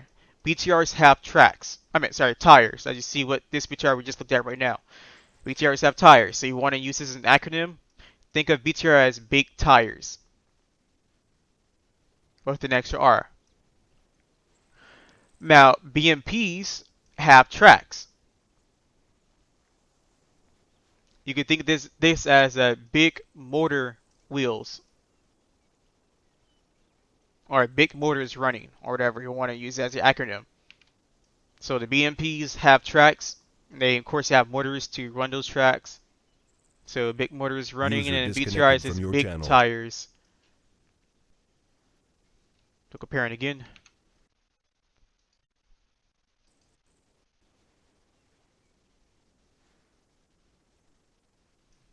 Alright, interesting. Alright, that was his Android, I think. Whatever. Where were we at?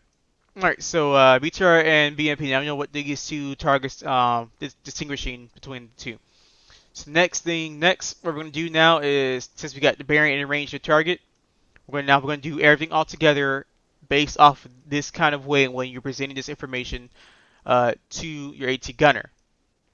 User joined your channel. So the way you're gonna present to your AT gunner is in this point, or this way.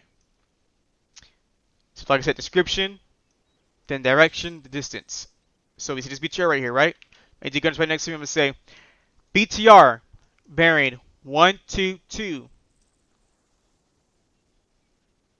range 148. Now if you notice, I didn't put them in groupings. I didn't say 122 and then range is 148 meters. I said it all in separate increments. I'm not going to group them together because this will confuse my AT gunner. 48 may think 38, 28, or whatever. If I say 148, then he'll know that, okay, that's 148 meters to himself. So you want to separate those numbers so then that way the person won't get confused. Now, if you look out of your vector and look back into your vector, you notice that the range and bearing is still there. So you need to get better eyes on the target. You can always look out of your vectors back to third person. Excuse me, Sergeant. Yes. And I get the server's IP address. I had to completely fire everything up over.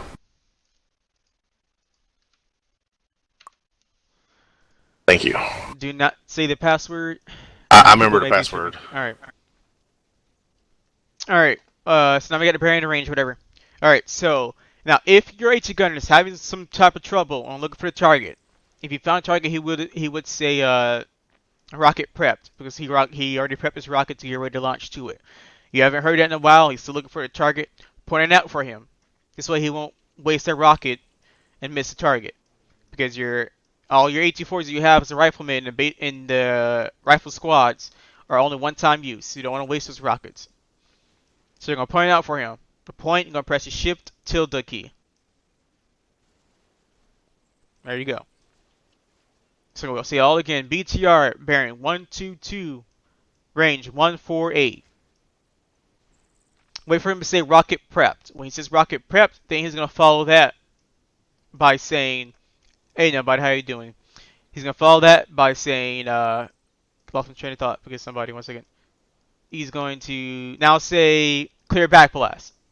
When he says clear back blast, he's not gonna look behind him, because you're gonna look behind him. You're gonna make sure that his back blast is clear. So all you gotta do is just rotate your head by pressing your Alt key, look behind his back blast, and make sure it's clear. If someone's behind his back blast, it could be a first sergeant, captain, or whoever, you tell them get out the way.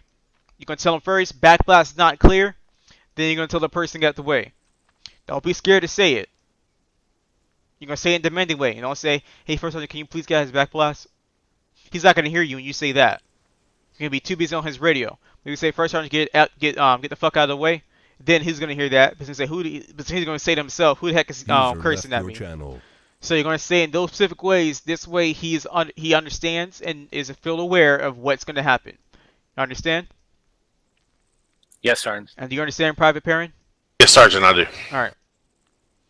So once his back blast is clear, you're gonna tell him once person out the way, you're gonna say back blast clear. That's why he doesn't have to say clear back blast again.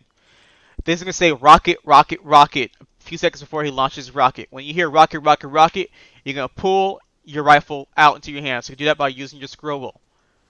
Put a rifle in your hand, get ready to shoot any targets comes out of that armor piece.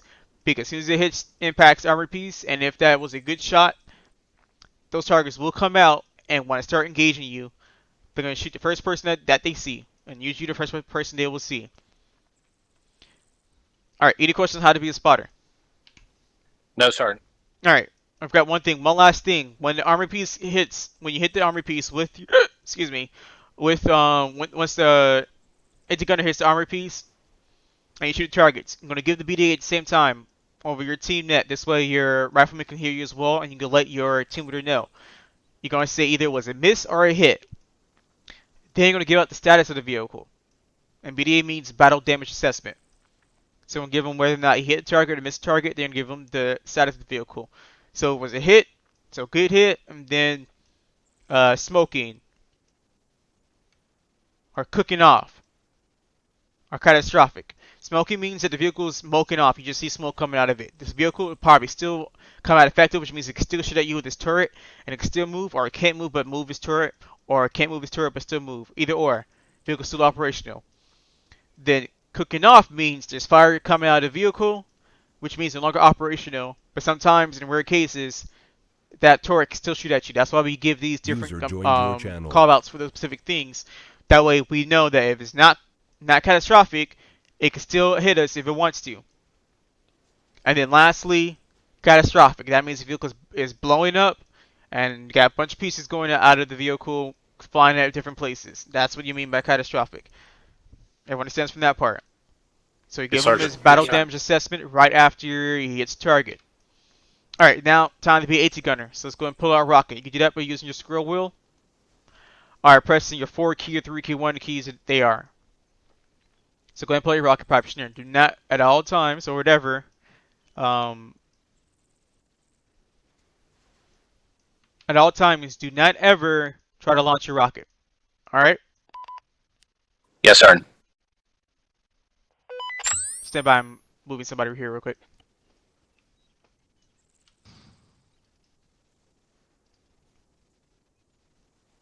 Does McCoy want me to move him over here as well? Alright, did he go over there just to retrieve him?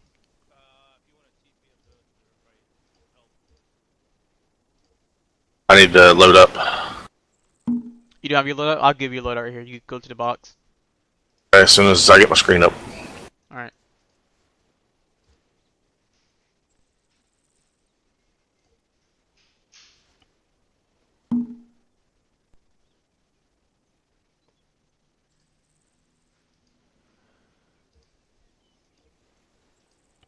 Alright, let me know you're in.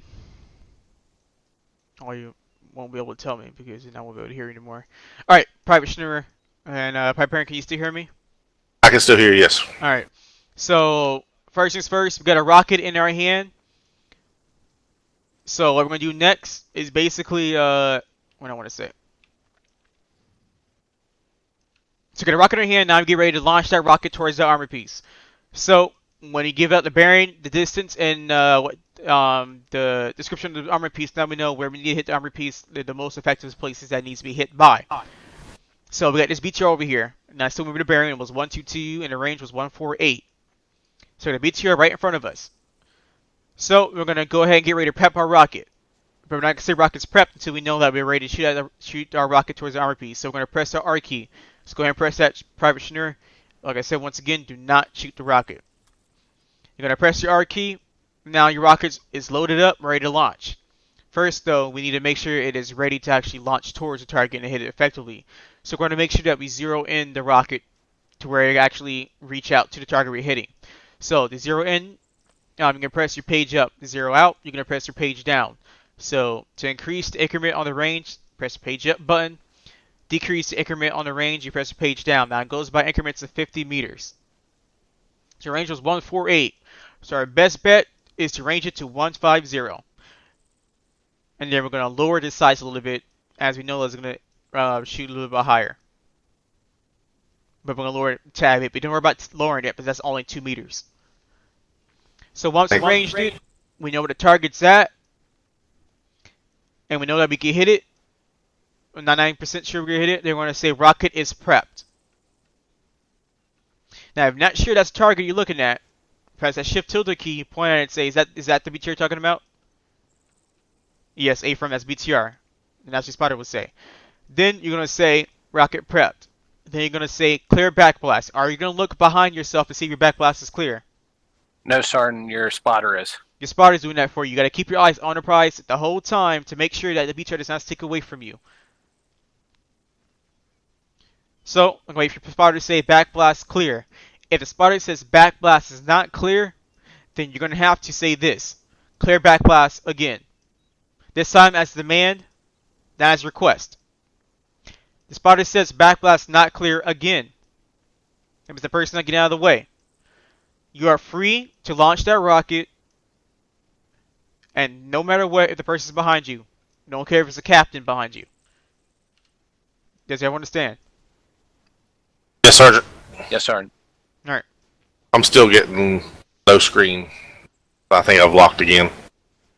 Copy.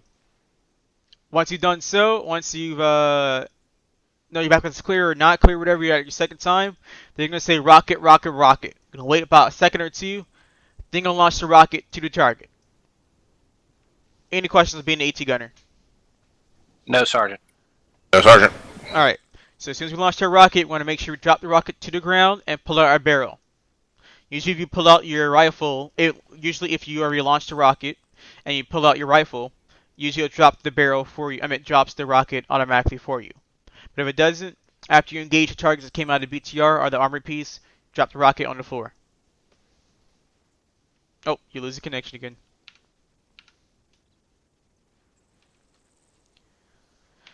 Alright, let's go ahead and launch some rockets towards that BTR. Alright, I'm going to be your spotter, Private Schnorr. User in your channel timed out. Affirm, Sergeant. User joined your channel. Alright, scoot to your left a little bit. That way you can see everything. Your left. Alright. BMP bearing 134. Range 310. Go, go, go. Say again. BMP bearing 134. Range 310. Now, I forgot to say this as well. Make sure to find a right bearing. You can either use your kilo key, get your compass out, look for that bearing, or you can press your hotel key that brings up your macro dagger. On the bottom left hand side of your screen, you should see a number that changes. That's the bearing respective to where you're looking at. But you'll learn about macro daggers on day 3, but you can use your compass for now. Alright, do you see that target? User disconnected. All you from gotta your say channel. is rocket prepped. If you see the target and your rocket's ready to launch to the target. Does it say rocket prepped? Rocket prepped. Alright. I forgot to tell you as well, you can open up your sights by pressing User that joined your channel. pressing the / key. It should open up your sights. Did it flip it open or no? There you go. Alright. So use a / key to open up your sights. A little bit more to give you a bigger picture. Alright, you said rocket prep. What's the next thing you say? Clear back blast. Alright. Back blast clear. Rocket, rocket, rocket.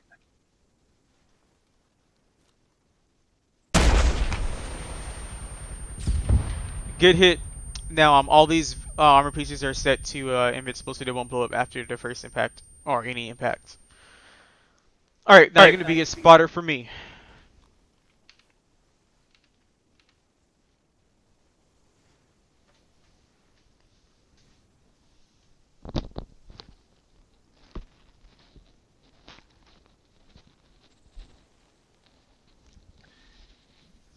BTR bearing 145. Range 169. BTR 145, range 169. We'll say A firm, but I'm assuming that is the range. Affirm. Rocket prepped.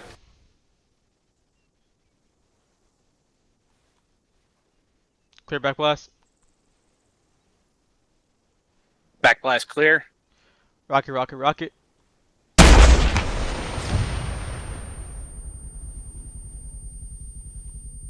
Good hit.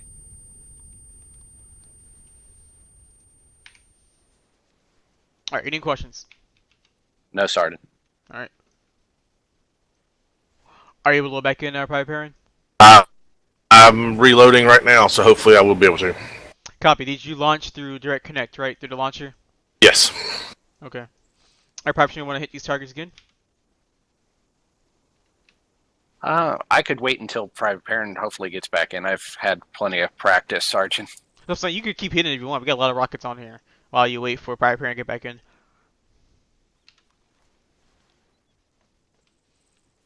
If the boxes don't work, then now put it in a full arsenal in here.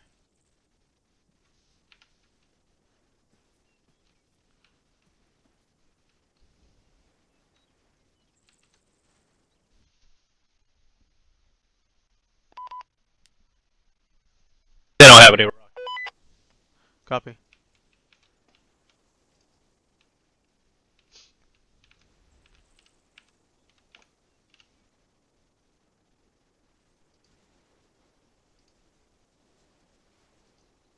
Alright, go to the Ken Xbox. It should be arsenal in it.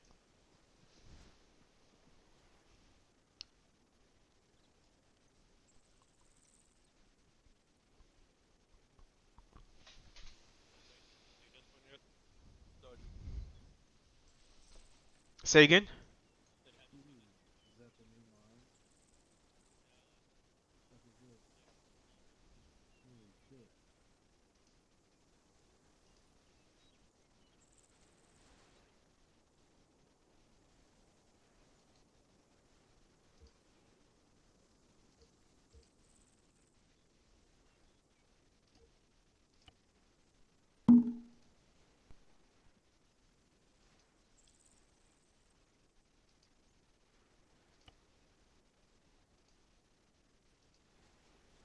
Fire in the hole. Clear. Back blast clear. Back blast clear. Fire. Rocket, rocket, rocket. Actually, fucking missile, missile, missile. What is that? Boss? Fuck no, it's a... Fuck, I don't know. It's a fucking Verona. Oh. It's a 130 millimeter fucking missile. Your sec routes are good. What do you mean sec routes? Sec routes, whatever you mean. This is the new boss. Forgot to tell you as well, Private Shinner and Private Parent, make sure whenever checking backblast as well, if you're a spotter or the HE gunner, things like walls behind you, or it could be barriers behind you where your barrel, where it's blocking the cone of your barrel. What I mean by that is blocking the air to come out of your rocket. What's going to end up happening is that it will bounce back to you, push you up forward, and knock you out. So be careful of making sure nothing else is behind you, or nothing else behind an AT gunner, so that he won't get knocked out by it. Backblast is clear. Rocket, rocket, rocket. That's new, Moss? Yeah. Does it sound like the new one where it makes that cling noise? Ding dong! I think that's the noise it makes, right? I don't know. I'm probably the only one that knows that. Yeah. No. Yeah. This is definitely a different sound, and it sounds hot. Rocket, like rocket, it. rocket. You're good. Yeah, it's sweet. I like Is that how it actually sounds like, or no? That's how it really sounds. They got a video with a guy shooting it with a GoPro, and that thump is exactly what you hear when you're firing it. When you're behind it, that's when you hear the fucking Cling noise? real loud explosion. Ding dong. Yeah, someone said ding dong is the noise of it. Yeah, ding dong, I'm fucking knocking. Knocking down that armor piece. Yeah. I think you're probably having issues with your. Yeah, I don't know what's going on. I've loaded out, pick my billet. Everything loads up. I get the little compass on the bottom because I'm using the shark tag. But then my screen goes black and I'm just sitting here. I can hear crickets, and I can hear you guys.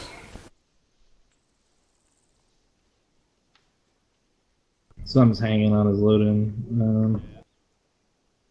You might want to try deleting inside your armor folder. There's a folder called DLL. You just want to delete everything in there except the 2 folders that are in there, and then try and relaunch Arma. Okay. And don't touch the README file too as well. Yeah, so just if there's any DLL files in the DLL folder, just delete those and restart them. Yep, just don't touch, like I said, don't touch anything in the Thanks for clearing your backblast, buddy. what's it called again? Don't touch anything in the Time 64, Time 86 folder or the README file. But if you see any DLLs outside of Clear those black three bass. folders or three things, You're clear. backblast is clear. Then delete it. Okay. It'll try to restart because see, it's not even letting me. When I Control Alt Delete, open up Task Manager, it's not changing off of the Arma screen.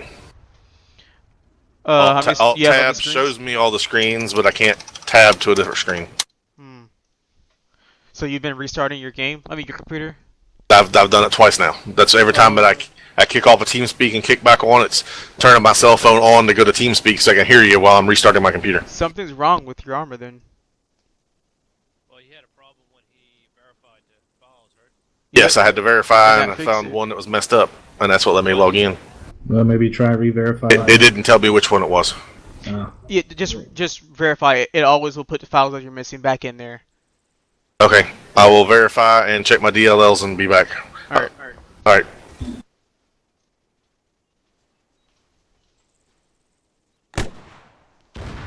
Just when we had enough time for formations too. Yeah, that shit is loud. Ain't that on- loud. My ears are fucking ringing. I got plugs in too. Ain't that loud. Put my fucking Rangemaster cap back on. There we go. Oh, it's much better. Backblast User clear. in your channel timed out. Backblast is clear. Rocket, rocket, rocket. User joined your channel.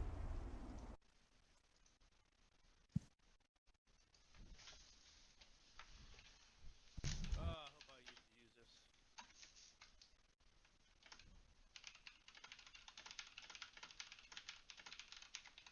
Fucking sweet.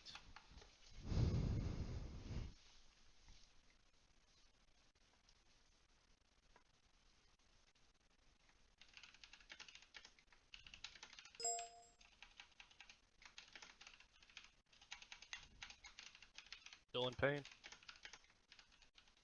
Oh, I'm good. Thank you. I've got Sir. 4 DLLs in that folder, so I'm clearing them out.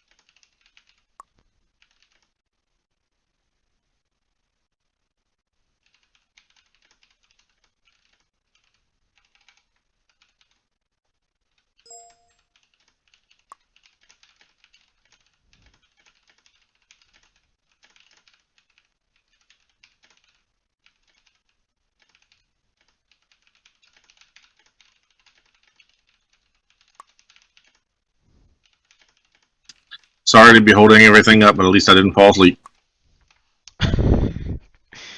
It's no problem.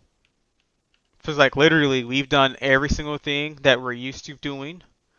Only thing we didn't go over is formations, and we always will be able to have enough time to go over it on Thursday. Yeah, I'm pretty sure he went to sleep because I heard like a few. Yep. Good thing he muted his mic Definitely. then.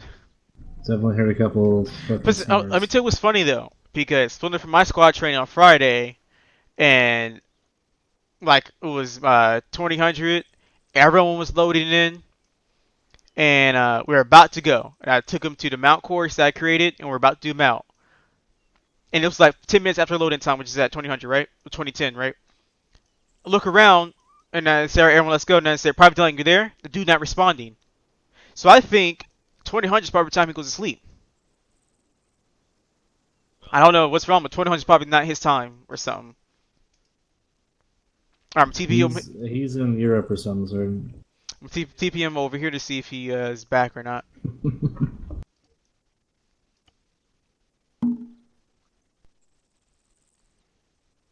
No, he's still looking to his right. Private Dylan, you there? Who? It's delaying. Private Dylan. Delaying. Delaying. All right, we'll strap into one of these BTRs. Okay, well, guess what? Top gets to deal with him now. What's Now that, you sign Sergeant? up for Top's class. Oh, he's gonna have to, because I'm not fucking dealing with that. Let's see here. Fucking Players class. kick off.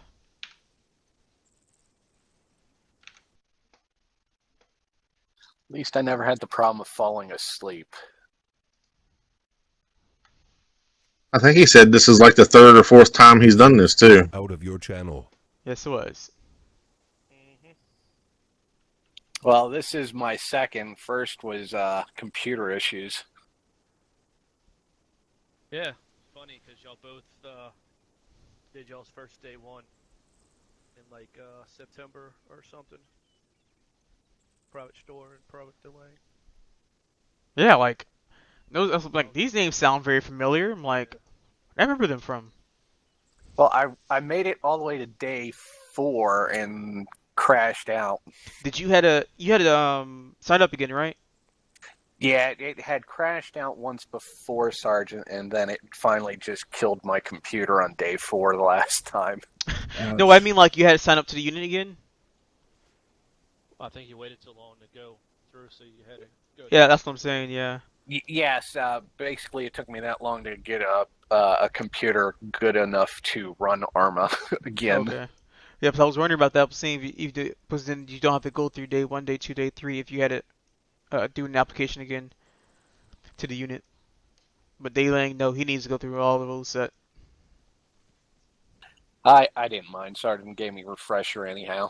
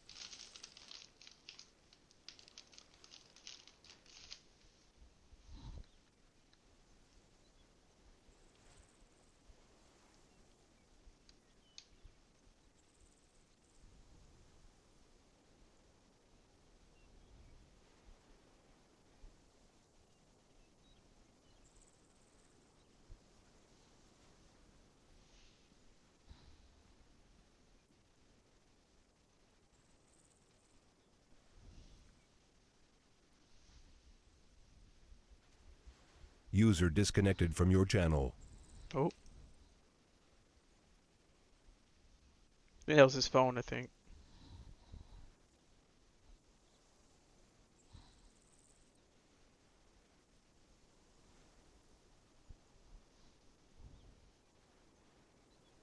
User joined your channel.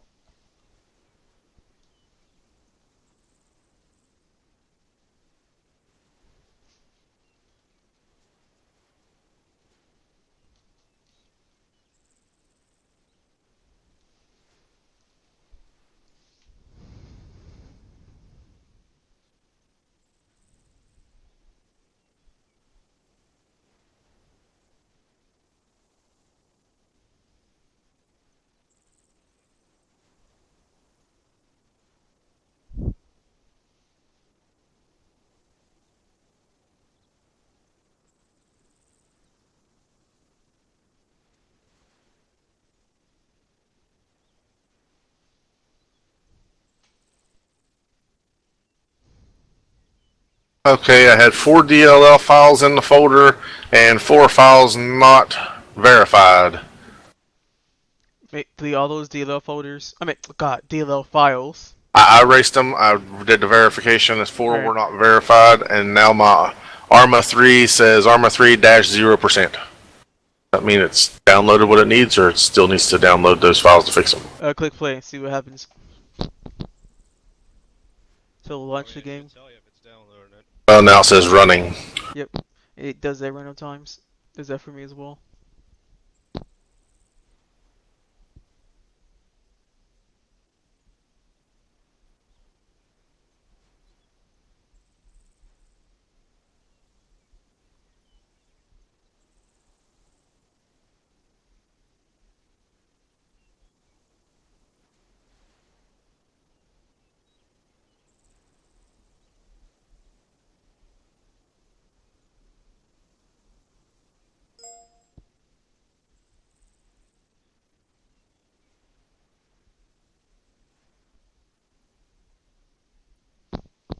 Did the direct connect? That's something.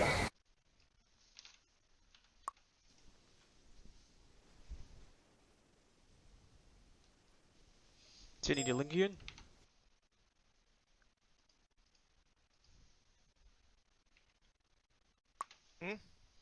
What?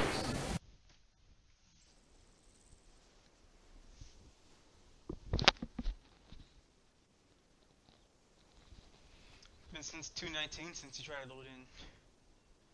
Last time since I sent the message. Well, it's been since 919 or 2119.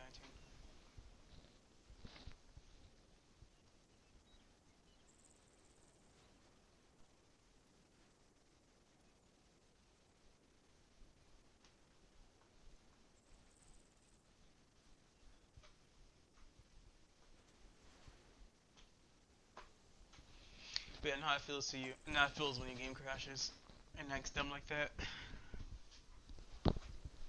Yeah, last time, whenever I did my first training phase, I made sure everything was working like 2 hours before the phase. This time, I got off work like 20 minutes before I had to be in. So you didn't have enough time to check. Nope.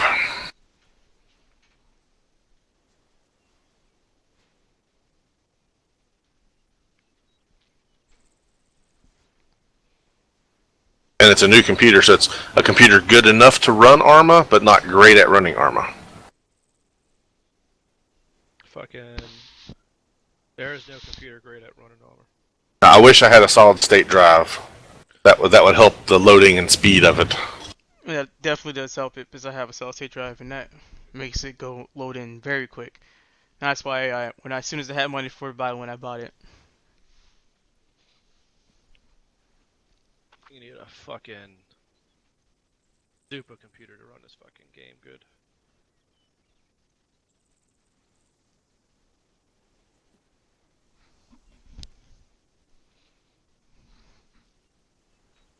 I think when they bring out Arma 4, what kind of computer you'll need. Well, it would be on a different engine than this shit.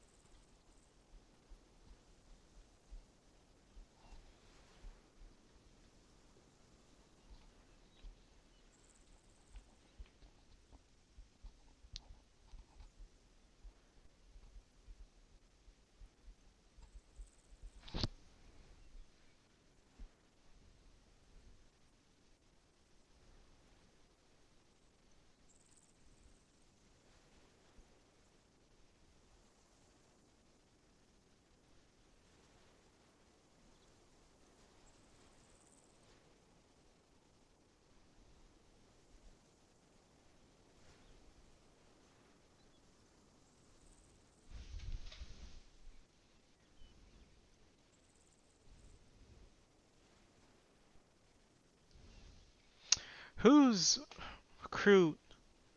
Yeah, I've seen that. Yeah, his. I don't know, how do you pronounce that when you get fucking symbols? It's the accent over the E. It's Is that what causing problems with T-Far. Or he could be on a French keyboard, so it's like a different key input. like And it translates it.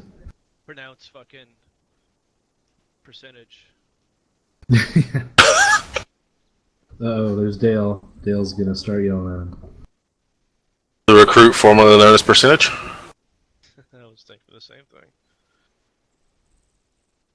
Yeah, that's the code for the accented E.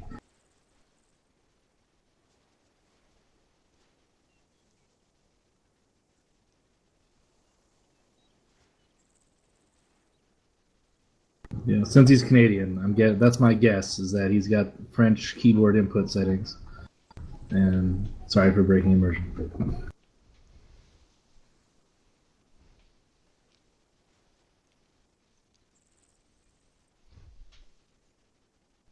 you can hear us, type in side chat when you get fully loaded in so we can grab you.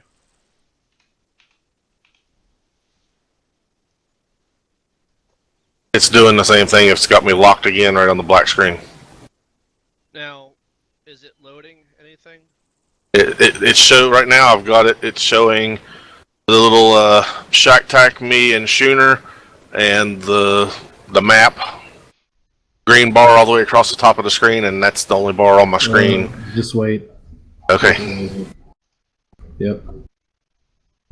Also, what's helped me is every time I launch Arma, I go open my task manager and I set the priority to run at high or real time. So it forces the CPU to dedicate more power to it, and that's helped me with load-in times quite a bit, even though I don't have an SSD.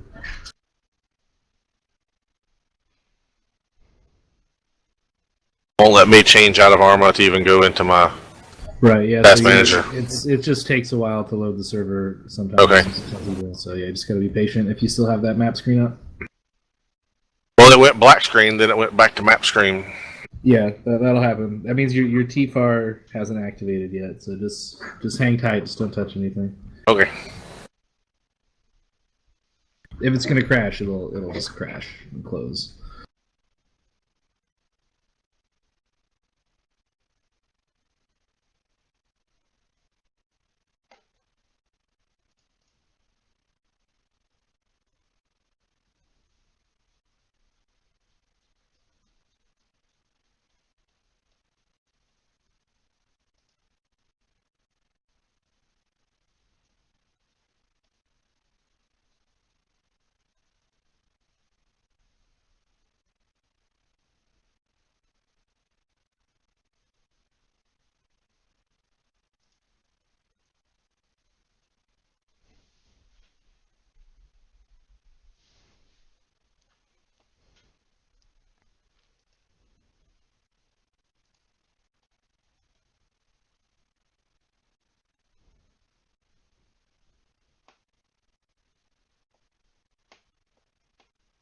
What I don't understand is I was on Saturday night, I think, and did first platoon's squad training. We did the mount stuff. No, it's third platoon. Yeah, third platoon. And I was on with them and had no problems with all them people on. Now there's like 6 of us on, and I can't. Was that on the official server also? No, I believe that was on Havoc 3. Okay, yeah. So I know the official server sometimes has issues with people stalling loading in. So just let it hang. Hopefully it'll figure its shit out in a second here.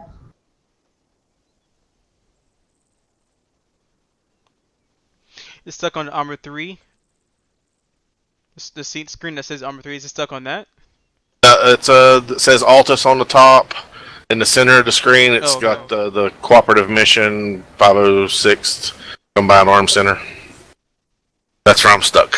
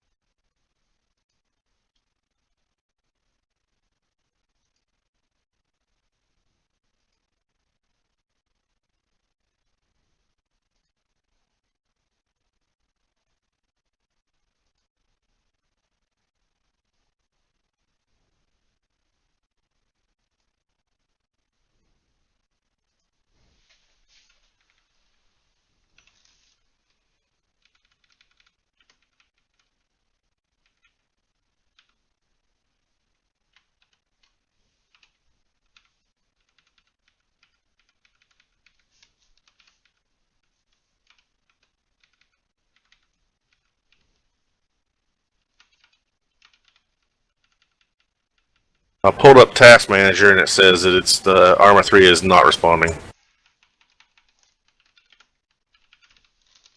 Well, at least you close Arma 3 down with the task manager without having to restart your computer. It won't let me tab to it. Oh. It's just popping up all 3 windows. I've got Task Manager, Arma 3, and TeamSpeak 3. And it's showing not responding and won't let me tab out. It doesn't sound like your fucking armor was finished being fixed.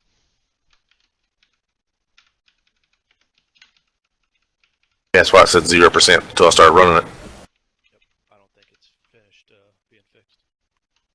Alright, I'll restart again. Don't worry about loading it right now because you're already up to the time limit.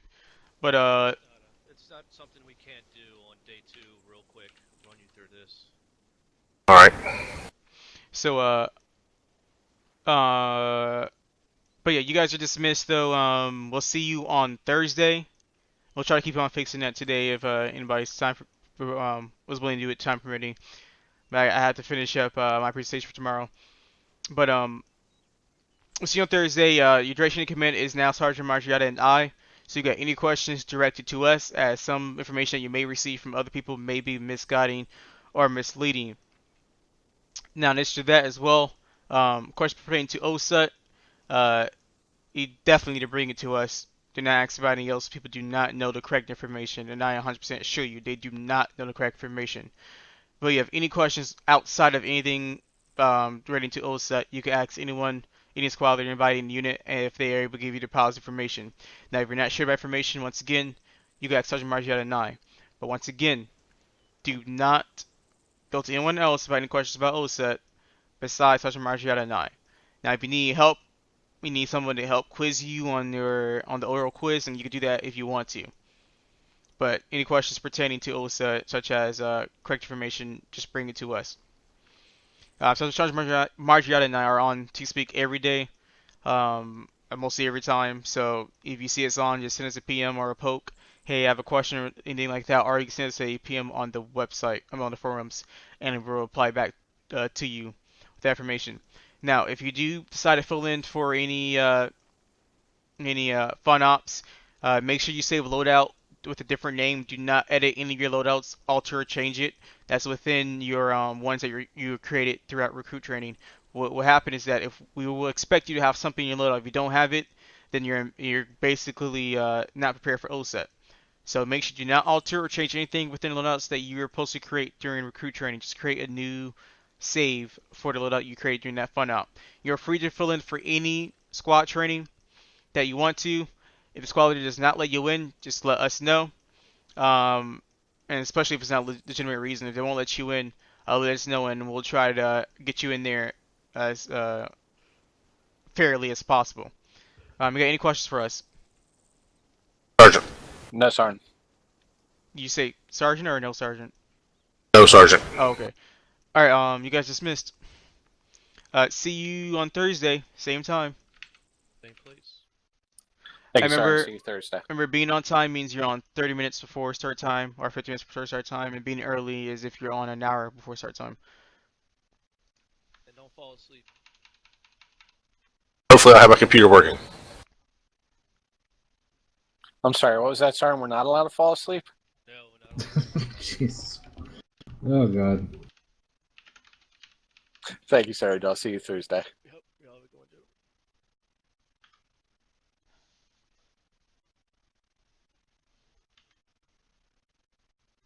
Alright, thank you guys. He gave, Press- Sergeant Milius. what the heck am I doing?